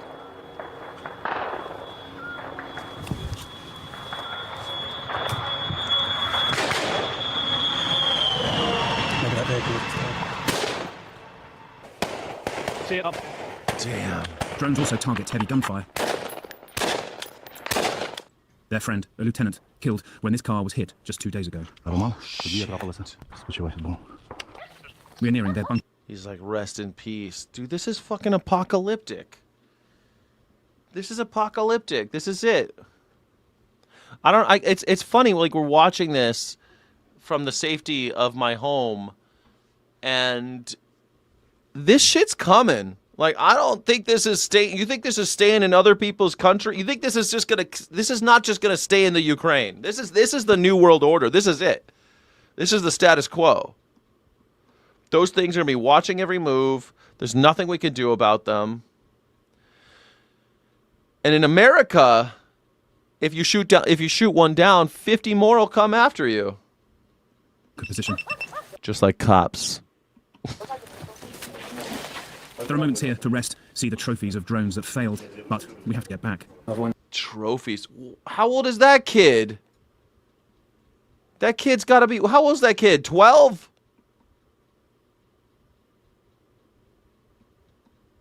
Do you expect there to be so many robots and drones? Afina. Did you expect to see so many of these things? Afina wants to be a TikToker. Instead, she's... I don't know, collecting dead drones? Ні, чесно кажучи, не думаю. Взагалі пішла ще до повномасштабної війни. І не розраховували, взагалі ніхто не думав, що таке буде. Зараз трохи тяжко. Це з часом трохи вигораєш від цього всього. Sometimes you get burnt out. Sometimes you get a little burnt out by this. Shit, bro. I was talking to a friend last night, and he's like, I'm feeling a little burnt out from doing YouTube. And I'm like, yeah, me too. I guess I get burnt out sometimes too, you know, but it's a job, and I try to do my job. I show up every day. Hey, did you expect this? What did you expect when you got into the military? Well, I thought a full-scale war was going to be pretty bad, but I get pretty burnt out with all these robots, all these fucking clankers, is what she said. Look at this poor girl. She wants to be on TikTok right now, doom scrolling. She just wants to be scrolling right now, doing makeup tutorials. Damn, this poor girl. I feel sorry for her. Afina.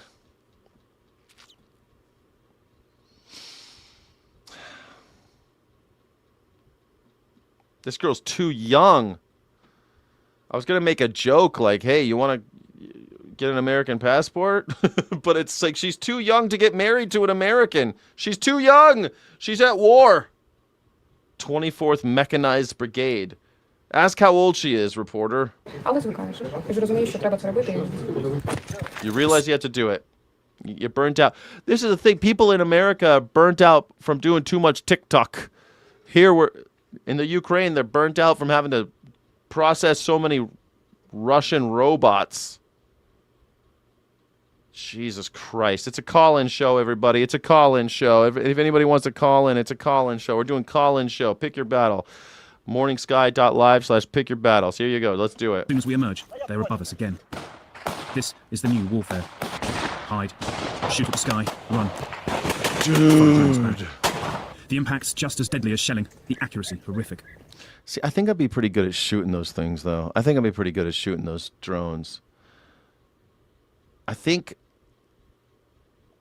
I might get pretty annoyed with the chain of command and everything, but I think I'd be pretty good at like the marching down the street shooting drones and stuff. I think I might be pretty good at that part.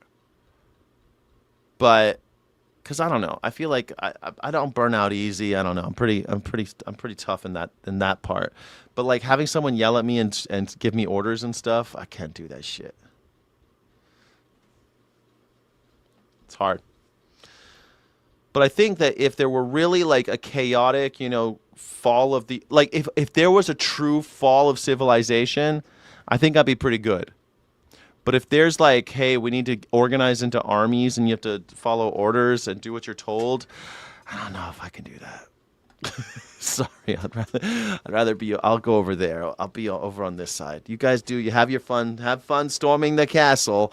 I'll be over here trying to fend for myself. I know lone wolves die. That's why lone wolves do die.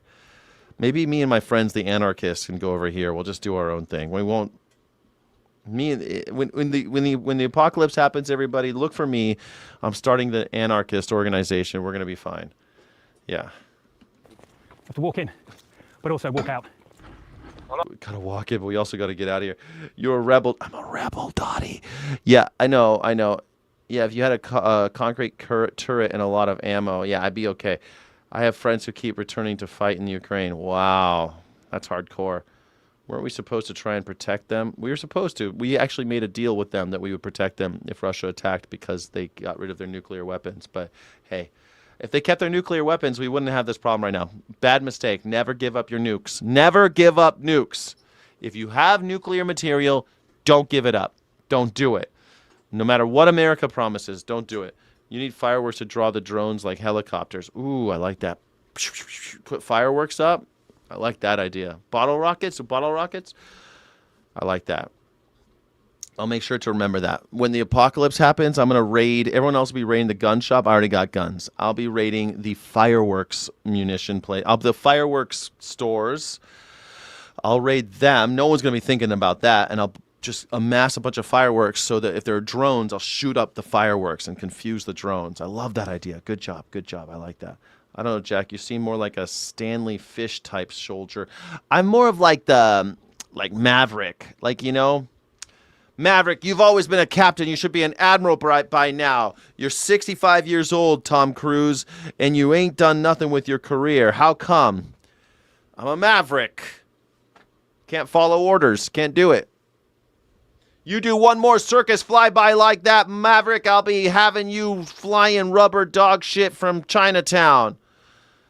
Can't do it. I can't stop who I am. I'm Maverick, baby. I was inverted. I'm Maverick. I was inverted. Don't you love that part? And that's my favorite part when Kelly McGillis is like, how did you flip off the other guy? We were inverted. I'm basically Maverick from Top Gun. I can't be in the military. They would kill me. I'd be directly in jail if I were. Because I'd be like, come on, well, why do I fuck you? I don't want to do that. The buzz stays with you, ringing in your ears for hours later. No respite. Yeah, Goose. Goose was Maverick. Well, I was inverted. Talk to me, Goose. Talk to me, Goose. Talk to me, Goose. Talk to me, Goose is the same as use the Force, Luke. Talk to me, Obi-Wan. Talk to me. The grey smoke. Perhaps it hit the net. Oh, the net worked. Loud. You could hear the shrapnel landing on the tarmac, clearly targeting that armored vehicle. It is hard to see how this grind is a win, but it is. Oh, that was classy. Pulitzer Prize for that. It's hard to see, and they're showing the... Hold on a second. Check this out. What a genius editing. That whoever did the editing here, fucking brilliant. Watch. Clearly targeting an armored vehicle. It is hard to see. It's hard to see. They're showing a picture of a teddy bear crucified on a cross with no eyeballs. It's hard to see. Clever work. Whoever's working in your editing department, doing good work. How this grind is a win, but it is. Ukraine. It's hard to see how this grind is a win. But it is. Well, I'll take your word for it. How is this a win? Foot, robots in support, automation replacing scarce troops, holding ground. The drones never stop, but neither does Ukraine. Adapting, learning, engineering this new warfare, and hoping any edge sustains long enough to put Russia in reverse. Look, we're not at the stage here where it seems as though Ukraine is... The thing is, though, I feel like those bullets that they're shooting, those gotta be heavy rounds, right? They're probably like 5.56 or whatever. But like, shouldn't they just be using shotguns? Am I crazy here? I think shotguns are the way to go here. Why are they using... It's harder to hit them. The bullets are more expensive. Shotgun rounds are cheaper. First day stuff, guys. It's just first day stuff. Just first day, okay? Why aren't we using shotguns? Why are we using this? Maybe they are somehow... maybe they do have a spread. Maybe it is kind of a shotgun effect. Maybe... I don't know. Those bullets seem weird. They're using rubber bullets? No, that can't be true. That can't be true. Are they really? They're using 5.56, right? They're probably using NATO rounds. I'm guessing they're using NATO rounds, but that's just a guess. The weak and slow go early, back to the basics. Man, that's the thing. Like, I think that in that type of war, maybe I'd be okay because, like, they don't care. They're like, hey, just can you go over that direction? I'll be like, all right, boss, let's go. We don't care how you get there. Just get there. Okay. Let's go! I think that'd be good. Do shotgun bullets even go that high? I mean, sure, I've shot as high as a drone. Yeah, I mean, like, I've shot clay pigeons, those clay discs. I've shot those very, very far. Shotguns go pretty far. And they go like this. And the further away you go, you get like a bigger spread. And you only need to get like one of those propellers. You don't need to destroy the whole thing. You just need to get... Drones are pretty weak. After 50 yards. Is that... Well, after 50 yards? 50 yards is half a football field. How far are these drones? I guess you're right.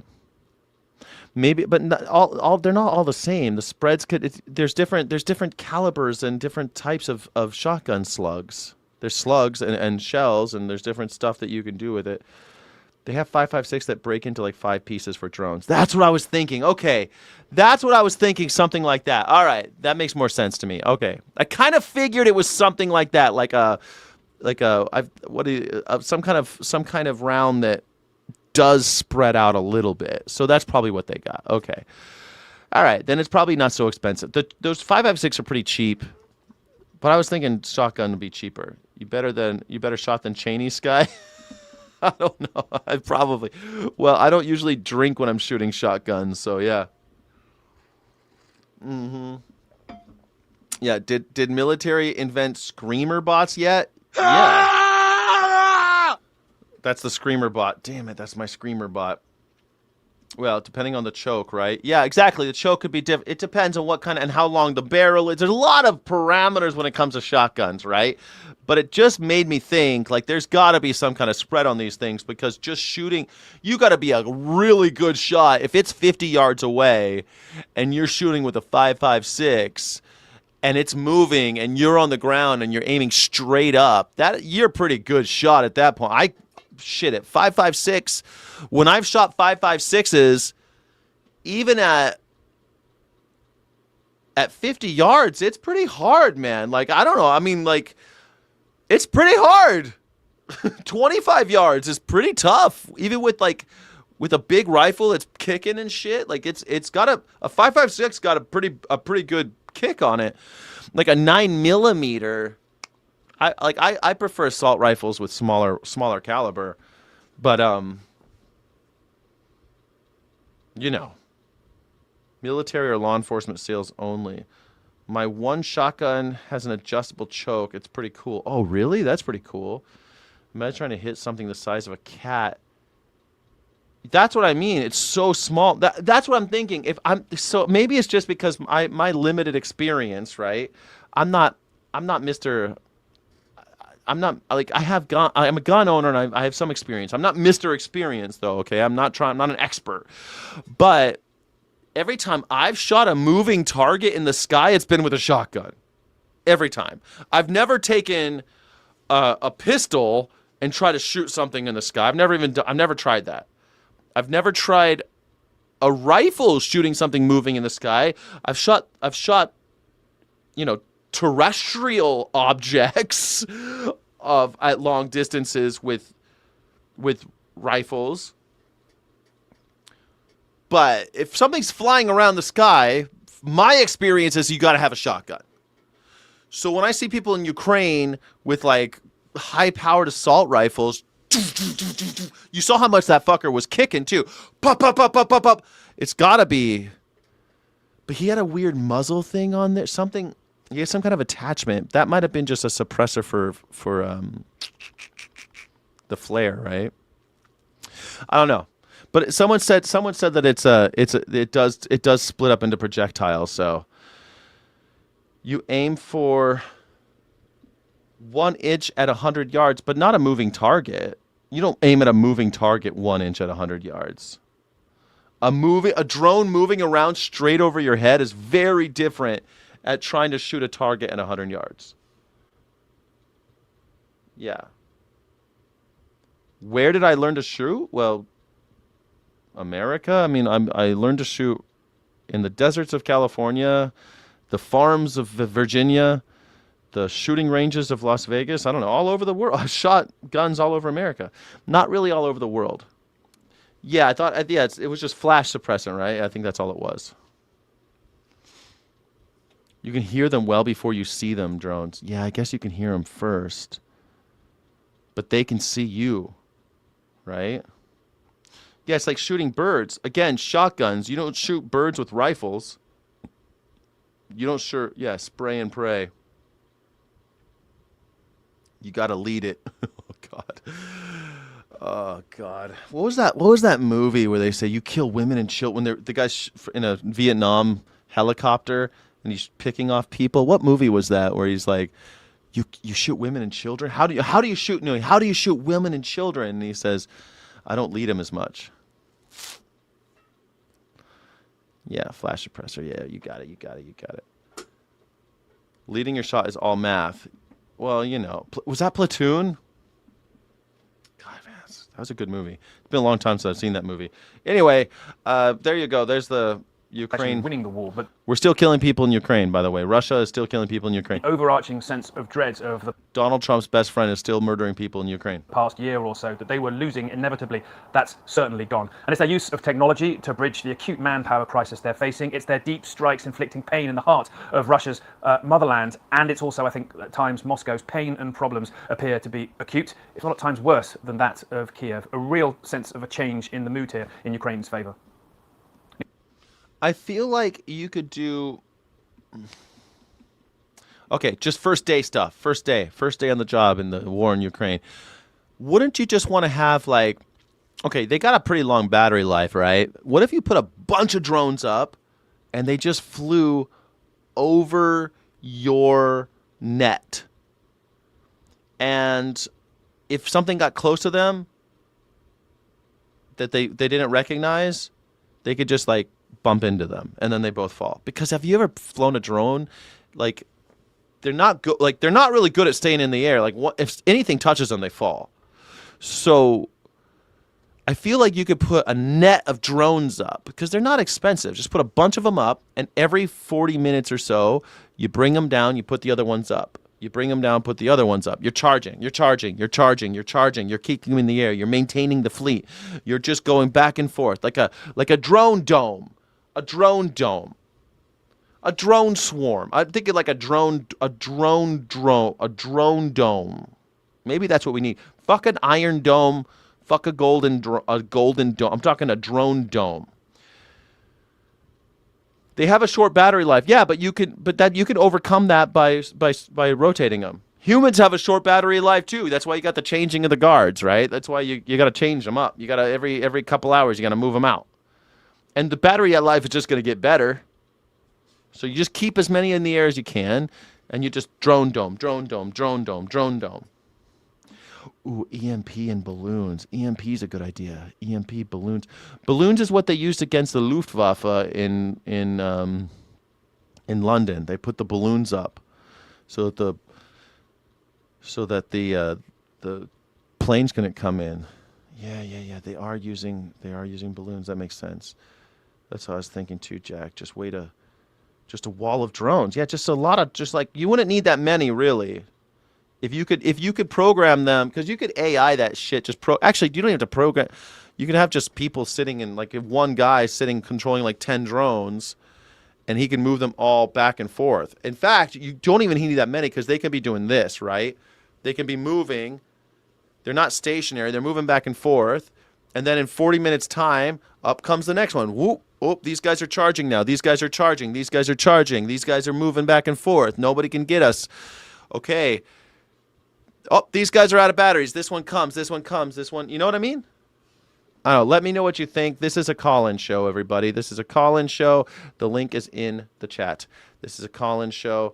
It is 8:15. In 45 minutes, I will be live on the Watching Humans podcast. #1 War Ideas morning show. Yes, it's the #1 War Ideas morning show. You nailed it. Man, it is crazy though, right? Look at this. While they're doing that in Ukraine, this is what we're doing in America. We're doing this in America. So there's a woman. She's just doing her California thing. She's jogging with her little. I don't know what these strollers are called. Are they even called strollers? Joggers? I think they're joggers. I don't know what they're called, but they're strollers built for jogging. You can hear the gunshots. Holy A shit. person scrambling to push a stroller to safety. Get that As a kid. suspect Get opens that fire in a San Diego neighborhood. And here, glass. Damn. That guy tipped over his baby, tried to get the baby out of the stroller. He's like, fuck it, we're taking the stroller. Run with the stroller. Man. Look at this. This is what we're doing in America. Breaking as more shots come from that very vehicle. Police say just minutes before that shooting, 2 gunmen unleashed a deadly rampage at a mosque, sending school kids running for their lives. 2 senior law enforcement officials telling NBC News the gunmen have been identified as 18-year-old Caleb Vasquez and 17-year-old Kane Clark. And 3 What? Wait, hold on. Officials telling NBC News the gunmen have been identified as 18-year-old Caleb Vasquez and 17-year-old Kane and Caleb? What the hell? Man, are we? Who's writing this? Who's writing this part of the? It'd be better if it was Cain and Abel, but Cain and Caleb. Holy shit! This is some biblical shit here. These people.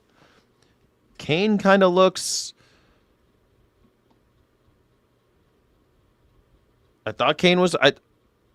Never mind. Kane Clark. And 3 senior law enforcement officials tell NBC News they're trying to authenticate a document purportedly written by the suspects full of anti-Islamic and anti-Semitic views, also describing themselves as anti-Trump. Outside the car where police anti-Trump? They're anti-Trump and anti-LGBTQ and anti-Muslim? Oh my gosh.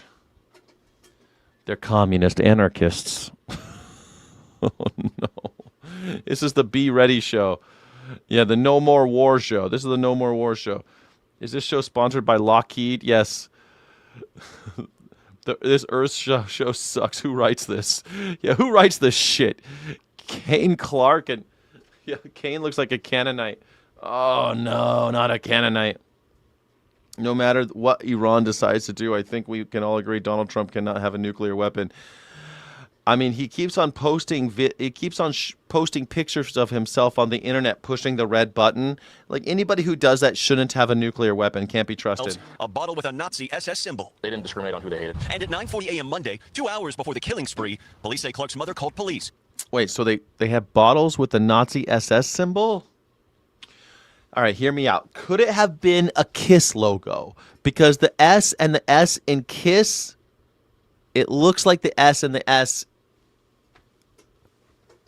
from the Gestapo, from the secret, the Geheimstaatspolizei, the Schutzstaffel, the Schutzstaffel. Yes, he does, Sky. Yes, he does. Some security guard with 8 kids was killed by those punks. Yeah, I know. I saw. We talked about it yesterday. That security guard, I mean, if you're going to kill anybody, you kill the security guard. You know what I'm saying? I mean, like, not saying that's good or anything. Where did that happen? San Diego. This happened in San Diego, right down the street from me, about an hour away from my house. San Diego. All this shit went down. The reporter's suicidal son had run away, taking his parents' weapons and car. Police started a search. Suicidal child runs away, takes weapons and car. 30 guns? 30 is a lot. KISS can't use their logo in Germany? Is that real? I believe it. I believe that. Yeah, the SS in the KISS looks like the Schutzstaffel. Maybe that's what was on the bottle. I don't know. You couldn't call in, really?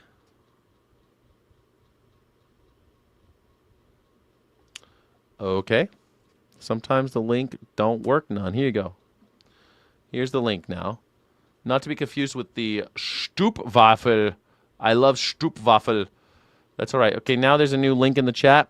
I'm sorry that the other one didn't work, but this one is, you'll have to somehow copy and paste it. I'm sorry.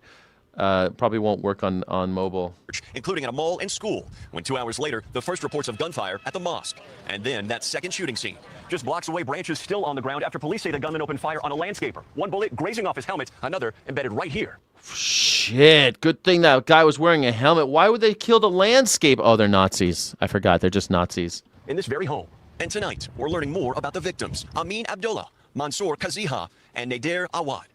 I think they should stop showing a picture of him, like, I don't know. I know everyone's talking about the security guard, but they keep on showing that picture of him. It's really hard for me to emphasize with a guy covered in, like, bulletproof shit, walking around with his hands on his lapel. Sorry. I'm sorry. I'm sorry. I know it sucks he got killed, bro, but was tacked out. Probably didn't practice as much as he talked about it. Yeah. Positrack, that's kind of where I'm at on that. I'm just saying, like, stop showing the picture of him all tacked out. Exactly. There, that's all I'm saying. Yes. You're having a tornado warning? No! Oh, Smoking Blondie yesterday. Actually, this morning on Redfin, the condo that I want to buy once I sell this place, it just went down $10,000. And immediately I was like, maybe I should drop the price on my house $10,000. Maybe since that one went down $1,000 down, I should drop mine $10,000 down so I could sell it more quickly. And if they drop theirs $10,000, I'll drop mine $10,000. Huh? I got to get out of California. I got to go. I got to get out of California, man. I love it, but I got to go. I love it, but I got to go. Police say Abdullah opened fire on the suspects, and all three heroically distracted the gunman away from the mosque before police arrived. I truly believe that's what saved the 140 kids that were just inside. Tonight we spoke to Imam. It's too bad we couldn't save those 160 kids we killed in Iran, huh? I'm glad that 140 kids were saved by these 3 dead guys, but it just kind of reminds me that 160 kids were killed by the American government. Taha Hussein, who said Abdullah also sent a critical warning. Even in the middle of a gunfight, he grabbed his radio and said what? He sent a message, a notification to all the teachers and the staff inside the building that there is an active shooter inside the building. At the last moment of his life, he thought about saving the lives of the kids and everyone inside this building. As this investigation is... That picture, right? Like this picture does not make me feel sorry for this guy. I mean, I know I'm a dick about this. Look, I'm just being honest here, okay? Just being honest. I don't feel sorry for someone who looks like this all tacked out. Not like looks like this physically, but I'm talking about like he looks like he's Bane. He looks like Bane in Batman. Holding on to his vest and everything. Oh, Mr. Commissioner Gordon. I mean, I don't want to make fun of the guy. I mean, the dude's dead. But they need to stop showing this picture. This picture's bad. This picture ain't good. Don't. I just want speed. I need to go fast. It's sad, yes. Different market, Sky. Yeah, you're right. He need a tack helmet too. Oh God, he needed a tack helmet too. Oh, that's mean. Everyone's on the vertical stream. Is everyone on the vertical stream? Is that true? I can't tell. I can only tell major numbers. I can tell like how many people. I can't see how many people are watching on Kick. I can only see Twitch and YouTube. I could just see 2 numbers. It doesn't tell me like vertical or horizontal or anything. Thanks for watching, everybody. Don't forget to like and subscribe. If you put a donation, put a penny in the pot today, you'll help the Skyjack Morgan Coffee Fund. Also, I'll be buying a house soon, and I'll need to move, and they're nickeling and diming me. I'm trying to get out of this house and move to someplace cheaper so I can actually keep doing YouTube. I'm actually leaving California in order to keep doing YouTube. That's actually literally what I'm doing. Am I fucking crazy? Should I just get a job selling dead animal parts instead? You let me know in the chat. Money, power, politics. Last night we told you about the president's astounding investment activity with more than 3,700 trades in just the first quarter of this year. Well, Yahoo Finance is reporting that according to new financial disclosures, 94 of those trades were done with the Magnificent Seven stocks. Those companies, those major, massive tech companies that the president and his administration were not only meeting with. Trump traded $50 million last quarter. This is insider trading. How do you justify insider trading, JD Vance? No, you guys are the worst ones. Of course I'm against. Did you see somebody asked him this, asked JD Vance, why is it okay for Donald Trump to do insider trading if you've got such a problem with everybody else doing it? Come to Buffalo. I can't come to Buffalo. It's too cold. I can't do Buffalo. Bane, you fight like a younger man. Admirable, but mistaken. Commissioner Gordon is a liar. The people of Gotham deserve a hero. Of course. But also promoting publicly. An analysis from Yahoo Finance shows Trump loaded. Like the best part of that movie, there's like with Bane, there's the 2 parts. Like there's a part where with Littlefinger from Games of Thrones is on the airplane. He's like the CIA guy, and he takes off the mask, and then they rip off the plane wings. That's pretty dope, right? That shit's pretty cool. And they like rescue Bane somehow that way. It's really weird, but it's pretty cool. And then there's the part where like Bane puts his back of his hand on the guy's. Do you feel like you're in control here? Do you feel like you have the upper hand? Yeah. Do you feel like you're in control? That's pretty cool. I like that part. I like the part where the Scarecrow is pretending to be a judge too and like trying the rich people of Gotham. That part's pretty fun. I like that part. I also like the part where they put all the cops. For some reason, they decide that they're going to send every police officer they have into the sewers of Gotham. That's pretty funny. I love that shit. That's very comic booky. I like that. We're going to send all the cops. All of them? Yes, every single one. Send them all into the sewers of Gotham. All right. You don't think we should keep a couple up above? Nah. Put them all down there. Up on shares of Apple and Alphabet while he was trimming down on Tesla holdings. And when all was said and done, the trades were valued at between $50 and $70 million across 64 buy orders and 30 stock sales. Yahoo Finance also reporting that Trump's account is managed by his company, which said trades are overseen by third-party institutions. In a statement following the disclosures, Trump Organization said, quote, neither President Trump, his family, nor the Trump Organization plays any role in selecting, directing, or approving specific investments. They receive no advance notice of trading activity and provide no input regarding investment decisions or portfolio management of any kind, end quote. I'm racing through that because I'm dying to get a reaction from my dear friend Bill Cohen. He is a former Wall Street banker turned journalist and founding partner of Huck, and John Harwood is here, a veteran Washington correspondent and distinguished fellow at Duke University. He's a columnist for Zateo on Substack. What are your thoughts on this? I mean, I wish I could generate the same kind of anger that Miles Taylor did in the last segment, because, I mean, there are rules and there's the appearance of inequity, There's the appearance of impropriety, and Donald Trump just goes for it. I don't think he cares about any of that. Every other president in the history of the United States would have put this his portfolio in a blind trust, and Donald Trump hasn't done any of that. He still owns his company. He still is in control of it. He's turned it over to his kids, who do exactly what he wants. So, I mean, I'm sure he's not sitting there picking stocks, right? I'm sure he's not telling his brokers which ones to. Yeah, that's what JD Vance says. Oh, he's not the one doing it. He's got an investment. He's got people doing that for him. Yeah, but he knows which. But he's the one doing the policy. He's the one doing this shit. He's controlling which way the stocks go. It's insider trading, dude. Martha Stewart went to jail for this. Don't forget, Martha Stewart went to prison for doing this shit at a much smaller scale. And this asshole, I just like him. Go for it, but I think they can tell pretty much who he's hanging around with, what they should be doing. But there are rules, or aren't they? Because, John, this is just the tip of the iceberg when you really get down to the president's conflicts of interest. The Defense Department just inked a deal with a drone company backed by Eric and Don Jr. A firm in the United Arab Emirates has taken a $500 million stake in the Trump family cryptocurrency business, and the manager of Trump's New Jersey golf club is reportedly helping plan the repairs of the Lincoln Memorial reflecting pool. Like,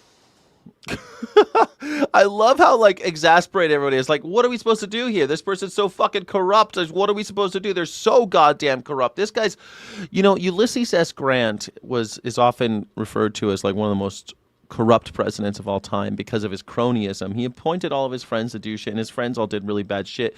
And he didn't make any money, but all of his friends just ate the country alive, embezzled a bunch of money, ruined the country. It was very nasty shit after the Civil War.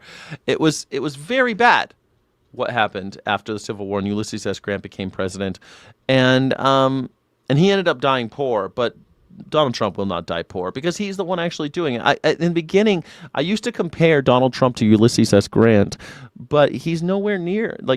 Ulysses S. Grant was an angel compared to this guy. A fucking angel compared to Donald Trump. Donald Trump makes Ulysses S. Grant look like the Pope. Actually, no, not like the Pope. It makes him look like someone who's very trustworthy. Can you trust? I don't trust anybody, though. I don't know. Who's very trustworthy these days? We've passed the idea of a conflict of interest. John? This is naked corruption by a president who is about to turn 80 years old. He's going to be president for a couple of more years. When you're 80 years old, who knows how much longer you're going to live. He's losing all inhibitions, constraining his conduct. He doesn't have anyone around him constraining his conduct. And he's turning this administration into a smash and grab operation. A good point. 80-year-old. If you're 80 years old, I mean, how many more years you got left? What do you care what people think of you? What do you care? Just smash and grab, make as much money as you can, give it all to your kids, I guess. Just to see if you can get away with it. He doesn't give a shit. He has no scruples. No fear either. Live life like Donald Trump, everybody. You should be living your life like Donald Trump. Do whatever you want. There's no repercussions. Do whatever you want to do. If they get you, they get you. But they probably won't get you. Do whatever you want. They probably won't even catch you. The heist of that taxpayer money that you talked about in the previous segment. And then you have a president. You trust Chip? Donald Trump makes Ulysses S. Grant look like Chip. Who is openly buying and selling stocks while manipulating the value of those stocks, talking up Micron after he's bought their stock. Same with Dell Computer. The interests of his children getting contracts. This is so grotesque. But it's becoming dangerous for Trump, I think, for the reason that Miles Taylor mentioned earlier. Donald Trump, as the New York Times poll showed this week, is now down to 37%. Doesn't matter. 37% of fucking nobodies. 37%. Let me tell you something. Let me tell you what that means when people say 37% of Americans support Donald Trump. It doesn't matter because those 37 people, those 37 out of 100 people, they are all over America. And what Republicans and MAGA realizes is that our vestige of slavery, the Electoral College, that's easily manipulated because you don't need to give a fuck about most of America. 37% of Americans, they like me. That doesn't matter. As long as those 37% of Americans live in the places you need them to live, which they do, as is evidenced by what happened in Kentucky. We know where those people live. 70, it could be 80% of Americans hate Donald Trump. It doesn't matter because if 20% of Americans like Donald Trump and they live in the right districts, he could be president forever. He can do whatever he wants. He might not be able to amend the Constitution, but that doesn't matter because the Constitution doesn't matter anymore. Donald Trump already shredded the Constitution. None of it matters anymore. It's over. The game is over. Approval. Democrats have a double-digit lead in the generic ballot. The more he does, the more outrageous things he does, the more he's turning this election into something that is not a Republican versus Democrat election. It is a MAGA against the rest of America election. And the rest of America is a lot bigger than MAGA. And if he keeps whittling down his base or the people approving his performance to just that hardcore base, that's going to end badly for the Republican Party. It's going to end badly for Trump. Bill, naked corruption. What do the people that you cover say about this? Because I'll tell you, I called a major CEO. Game over, man. Donald Trump's like, my favorite part of corruption is when it's naked. Is corruption a 12-year-old? Because I love naked corruption. Did you name your 12-year-old corruption? She's naked. I love women, but I love little girls named corruption even more, especially when they're naked. Oh, I love it. They're so nice. They're so nice. The thing I love about little girls is that they kind of look like little boys. They kind of look like little boys, but it's not gay. It's not gay if you are with a little girl because she looks like a little boy. It's not gay. Okay? Arnold Palmer's schlong is so beautiful. Did I tell you about Arnold Palmer's schlong? I so hope hell is real. It ain't. It ain't. Sorry, buddy. Game over, man. Well, once they put the midterms in the trash, it's game over. That's already... The fix is in, buddy. The fix is in. He got about 20 billionaires in his pocket. That's all you need. That's all you need. Yeah, it's disgusting. Of course it's disgusting. Donald Trump is disgusting. He's a child molestor. Molester? Molestor. Molestor? Or is it molester? Lester the molester. Donald Trump is... molester. That's it. Jan, the problem is the Bible was corrupted by nobles, so it never got published. Yeah, that's about it. Yeah. The rich got it. About 5 days ago. All right, I'm done with this. Naked. It's naked, guys, and corruption's naked. MS Now is very upset about it. What are you going to do about it? Well, nothing. Don't do anything about it. All right, don't do nothing. Whatever you do, do not go to the streets and start a revolution. Whatever you do, violence, just guys, violence isn't the answer, okay? Just violence isn't the answer. Stop saying that we should be violent, okay? Stop. The only ones allowed to be violent is the state. The government's the only one allowed to be violent. They can kill as many of us as they want. Don't you touch a hair on any representative of the state's heads, because violence isn't the answer. You should just pray. Pray. Pray the corruption away. It works. Prayer works. About Trump and the IRS. And you know what his answer was to me? Well, Trump's got this $1.2 billion slush fund, $2 billion slush fund. Lena Khan blocking my M&A business cost me more than that. That's the response I got from a major CEO. There you go. $2 billion, who cares? All right, welcome back. Democrats can't get their message straight on redistricting. Fucking Democrats. To them now, of course, it's all about race. Fucking, it's all about race, these Democrats. It's all race. They're racing. Oh, yes, who cares? Stop paying attention to all the money we're stealing. Democrat Steve Cohen is dropping his re-election bid due to redistricting. His new district now reflects a GOP majority. He says Republicans don't have the best voters' interest in mind. We're colonizing members. So we don't have to help. He thinks he's helping by being benevolent. That's horse manure. Horse manure. There's a chance for one Democrat, Chaz Moeller, and maybe one Democrat. That's so funny. When I was a kid, we also always joke about how old people like, this is horse shit. And for some reason, old people always like, this is horse shit. I want to... I'm getting older, so I should start saying that. This is horse manure. Horse shit. What do you mean I gotta scan this QR code? This is horse shit. Do we have any old people in the chat that call things horse shit regularly? Because that seems to be like an old man thing, right? This is horse shit. I can't believe this shit. I gotta pay another $1. This is horse shit. It's always that guy. Oh, man. I love that. Yes. Million, billion, trillion. It's all just words now, Melissa. Don't you worry, baby doll. It's just a million, billion, trillion, quadrillion, sexquadrillion, cinquabillions. H-E double toothpicks. I always thought it was double hockey sticks. Double toothpicks. This is horse shit. So many people play into the game they made the rules for. Yeah. Say horse shit sometimes to change up from bullshit. You do say horse shit? How old are you? This is horse pookie. Horse pookie. Horse hockey. I've never...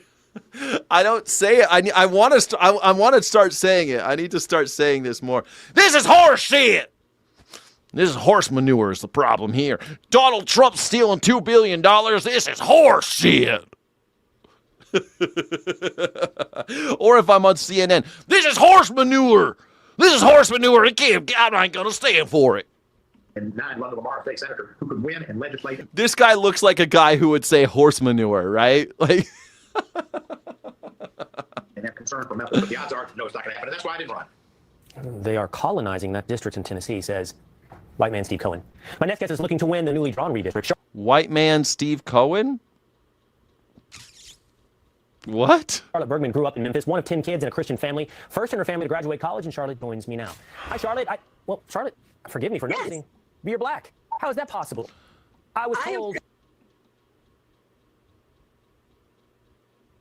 That's a weird thing to do. Forgive me for noticing, but you're black. Do you speak for all blacks or just for your blacks? I mean, looks like you're a black. Forgive me for noticing. But all black people think the same, right? That's how we at Fox News, all blacks are the same. Any black. I was told, no, they had taken it so race, there's never going to be any black representation in Tennessee. I know. I don't know what's going on with them, but I want to thank you for inviting me. And I'll tell you what, your team is so professional, so great to work with. I'm excited. Was it really professional? The guy he just said hi to you, by the way, you're black. Is that professional? That seems very unprofessional to me. I've never said something like that to somebody. Oh, my Lord, bless me and my stars, a Negro. What, my Lord? Good Lord. Pardon me for noticing, but you seem to be a Negro.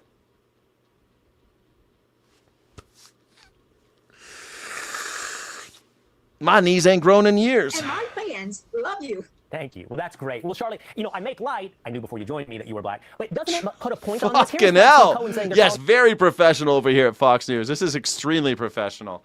This is horseshit! His district. Here are Democrats freaking out about the prospect, I guess, of a white man no longer representing a black majority district. And here you are. You're one of the leading candidates in the newly redrawn district, and you're black. I certainly am. And I'll tell you what, many of my supporters are still celebrating because Cohen has dropped out. You see, he never did anything really for the average person in the community. People are paying. I'm practicing my white face. This is my white face that I always like. White people always do this face. Asmund Gold always does that one.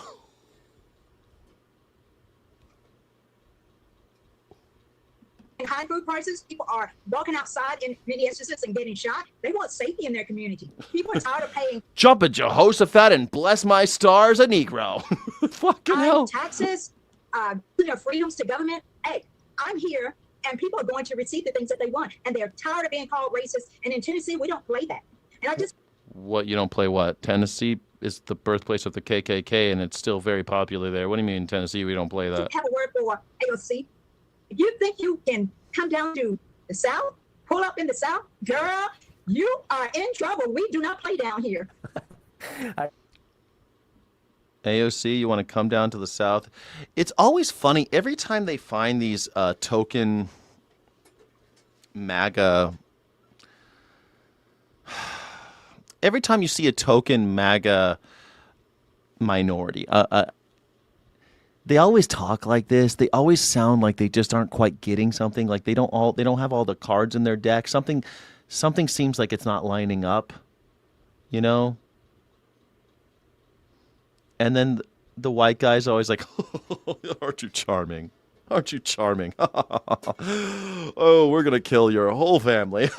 You don't realize what we're doing, do you? We're going to cut off all your family's hands because they're not harvesting enough rubber trees on the plantation. Oh, my Lord. We are having fun now. I feel like this is what every colonist discovered. They would go to Africa and there'd be some people who were like, oh, I love being colonized. I've been waiting for this day. Yes, oh, yes, it's so nice, so refreshing to meet one of you. Let me tell you. Yes, of course, we're not going to... All of their hands are going to be cut off, not yours. Don't you worry. We're not gonna kill your family. All of everybody else's family, just not yours, because you've decided that you're on our side. I hear you. That is AOC saying the North ought to pull up to the South. Really quickly, Charlotte, I want to give you this moment because you got 45 seconds left in the show. What is your message to the people of Tennessee? My message is this. I'm here for you. I won't sit back and allow people to call you racist. I won't sit back and allow them to fiercely show their anger by defunding our police, by indoctrinating our children, by packing the courts, giving them an unfair advantage. Because right now they're mad. Yes. And unfortunately, they're going to try to start a civil war. When I win this election and I stand and sit in front of the opponent. When I stand and sit in front of the opponent. Can't call me racist. All right, Charlotte, best of luck. Can't call me racist because I'm black. No one's ever sold out their own race before. This is Fox News, man. Look at that. And just to prove our point that we're not racist, we found an unwitting participant in this. It's the same like that lady. I forget her name, but do you remember the lady that was like Cubans for Trump or Latinos for Trump? And then now she's like super anti-Trump because she realizes that like half of her community has been deported. She's like, wait a second. I thought you guys were just going after the criminals. Man, my lord, a colored person. My dear lord, we found one who supports Donald Trump. What a wonderful thing. Like Steven and Django, he's the first one to try to get out of the big house when the shit hits the fan. Yeah, that was Steven! That was Samuel L. Jackson, right? I think that was Samuel L. Jackson, right? Yeah. Oh, yeah, Melissa, for sure. She ain't going to do okay. But hey, you know what? AOC, she's the problem. She sold out another woman of color and her entire race in the about 2 minutes time on Fox News. Way to go. Way to go. That was fun. Good times. Good times were had by all. On a flight back from China today, there were two things very clearly on Trump's mind. The first being that Trump... Yeah, there's a lot of Latinos like that who backed Donald Trump because they thought that, like, yeah, they're all these damn. Man, I was doing an animal rights protest with my very dark brown girlfriend and this other Mexican guy with cara nopal, they call it cara nopal, like he's clearly a Mexican guy, right? And he comes up and he starts talking about Donald Trump and how Donald Trump's going to get rid of all the. He calls them W backs. You're not supposed to say it. And I'm going, bro, like, you'll be the first one on the fucking, what do you mean? You're selling out your own people? Well, you know, these people, he calls them the BNEA. He calls them a lot of bad. He had all the names for the Mexicans. And this guy's he's really Mexican. The guy looks exactly like Mexican person. If you imagine a Mexican person, that's what this guy looks like. And he's like talking all this smack, using all the racial slurs and talking about how Donald Trump's going to fix it all. It was bizarre. You see it a lot. I wonder how that guy's doing today.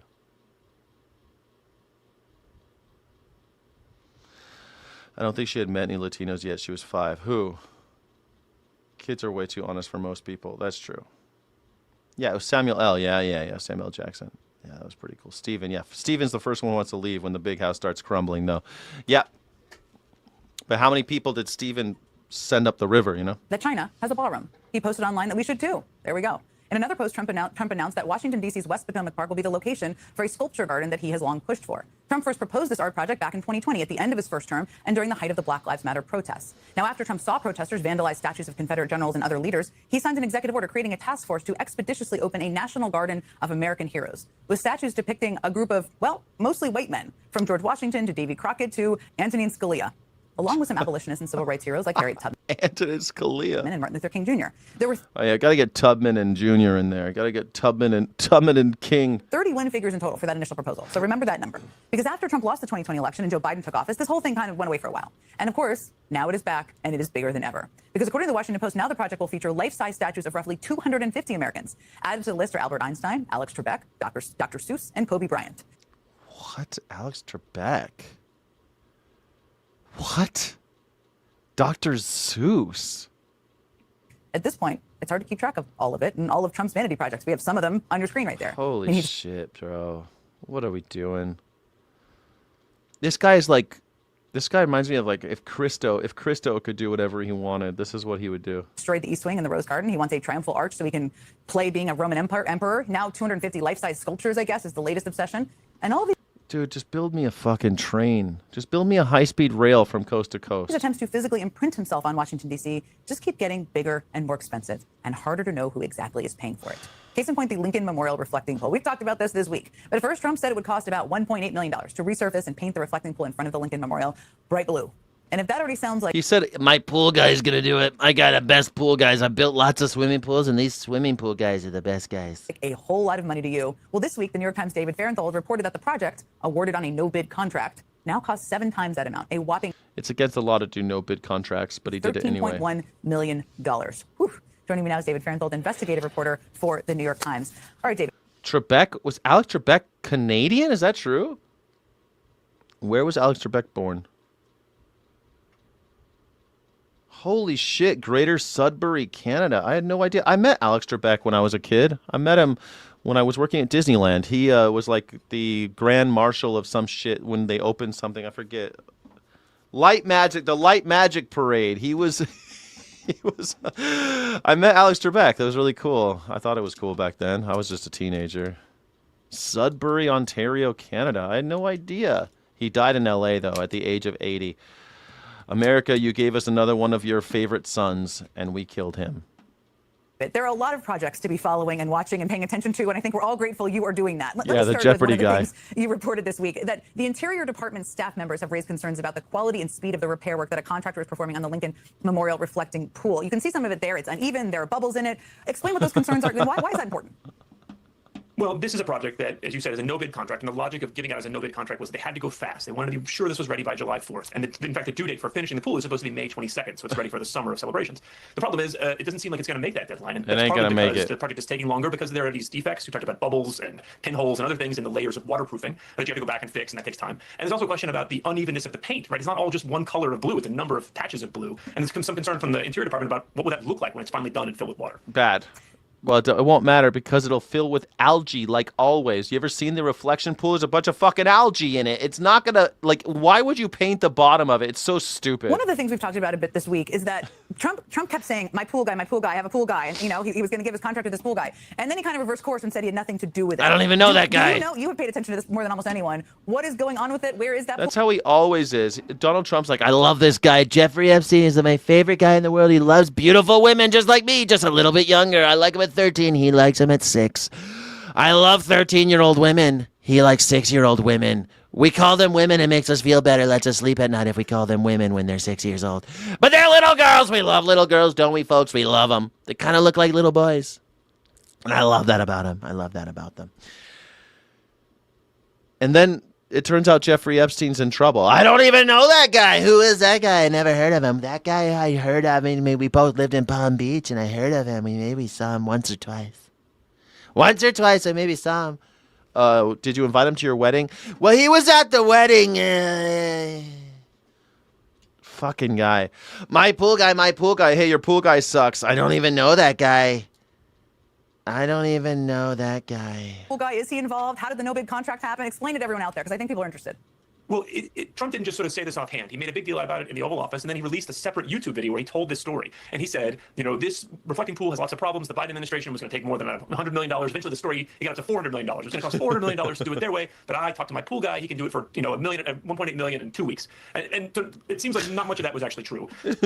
Certainly, it's not going to cost $1.8 million, as you talked about already. But now, after we try to figure out, okay, the people that he hired to do this job, they don't even seem to do pools. They're a company that repairs highway culverts and pipes and fuel tanks. They don't have a pool at all on their website. And they don't do Trump's pool, the pool that he talked about them working on in Northern Virginia. I don't think they've ever worked on it. So who are they? And Trump has now backed off completely from that story, as you said, and said, I don't even know these people. These people that I just said were my pool guy that I found, but no one else can find someone to do this job. I don't even know those people. So the guy who we were already concerned that was getting a big job because he was a pool guy is not even a pool guy, which is quite something. There is, and you've been reporting on. Yeah, but it's more about like Donald Trump says I could find these people because I have all these connections. I'm Mr. Connectivity. I know all the guys. I got dirt on everybody. Anybody who ever fucked a kid on Epstein's island, I know that guy. I've got dirt on him. He'll do it for cheaper. He'll do it for way cheaper if he'll do it with me. I don't even know that guy. Who's that guy? Who called that asshole? I don't know that guy. But Biden, he would have cost it more, and that would have also done it. All right, thank you so much for joining. My name is Skyjack Morgan. I'm an independent news and culture commentator, free speech and critical thinking advocate. I have to head over to the Watching Humans podcast, where I will be talking about other stuff with my friend Skylar Thompson. It'll be Skyjack Morgan and Skylar Thompson on the Watching Humans podcast. I appreciate you guys all for joining me. If you want to see the last hour, I will be switching over to that channel on the Watching Humans channel. Please check us out over there, and I'll see you later. And if not, that's okay, baby doll. That's okay. I'll see you tomorrow morning at. I want to try to start early. I'm going to try to start 5 a.m. tomorrow. I don't know if I can get up. I'm trying to train myself to get up earlier. That's why I started at 6:30 today. But I was trying to start at 6, but I woke up at 5, and I was like rushing to get everything done for this show. And it takes time, turns out. It just takes time. Yeah, Watching Humans podcast. Watching Humans podcast is what it's called. All right, thank you, everybody. Love you lots. Illegitimate non-coverundum. Don't let the bastards grind you down. Because I need you. We need each other. The animals need us most of all. And Godspeed, rebels. Early bird catches the worm. Yeah, I need to wake up even earlier. Why? Says Melissa Sweets. What do you mean why? Why? Why what? Why what? Why wake up even earlier? I want to make a longer show. I think that people like Asmongold and them starting at noon and going till 8, they're getting like the demographic of people who wake up late, or like kids at night and stuff like that. But that's not really who I'm all about. I'm more about like most of the people who watch my channel are over 35. Some people are younger, but older, like they're actually professionals. Most people who watch my show are professionals. They're politically engaged, and they wake up early. So, and I want to catch more people from Europe and the East Coast. So if I can start my show at 5 and go until like 1 p.m. or noon, that'd be pretty rad, I think. So that's what I'm thinking. Yeah, you're gonna get more energy in the AM. I think so too. All right, thank you, everybody. Join me. I'm exactly 35. You know your core audience. I'm doing mostly a politics show, and I want to mix in some music and gaming and stuff, but that'll be like in the last couple hours. We'll do like more chill, so it'll be like commentary, call-in show, chill. Like a lot of like traditional, like kind of more old school morning shows. Like the Howard Stern show was kind of like that back in the day, although he did more like news in the end. In the old days, but then he started doing stuff where he did news in the beginning, and he did like the weird sex stuff that he's known for in the end, when it's like or then there were other ones that were like a lot of old school, like Regis and Kathy Lee. They used to do like the long live show, get coffee. Yeah, I'll get better coffee. Exactly. 59. There you go, baby doll. That's what I'm talking about. 59. Those are my people. All right, cool. All right, you're with me? All right, thank you, everybody, for joining. Watching Human Podcast starts in 3 minutes. God damn it, I got to hurry. Thank you so much for joining me here. If you want, go over there. We're going to talk about all sorts of interesting stuff. Very different vibe than this, and I hope that you join me over there. If not, then I'll see you tomorrow morning right here on this channel. Please like and subscribe. Hit that bell icon so you know when we're live. Godspeed. Thank you so much for watching. Don't forget to like and subscribe. Thank you so friggin' much.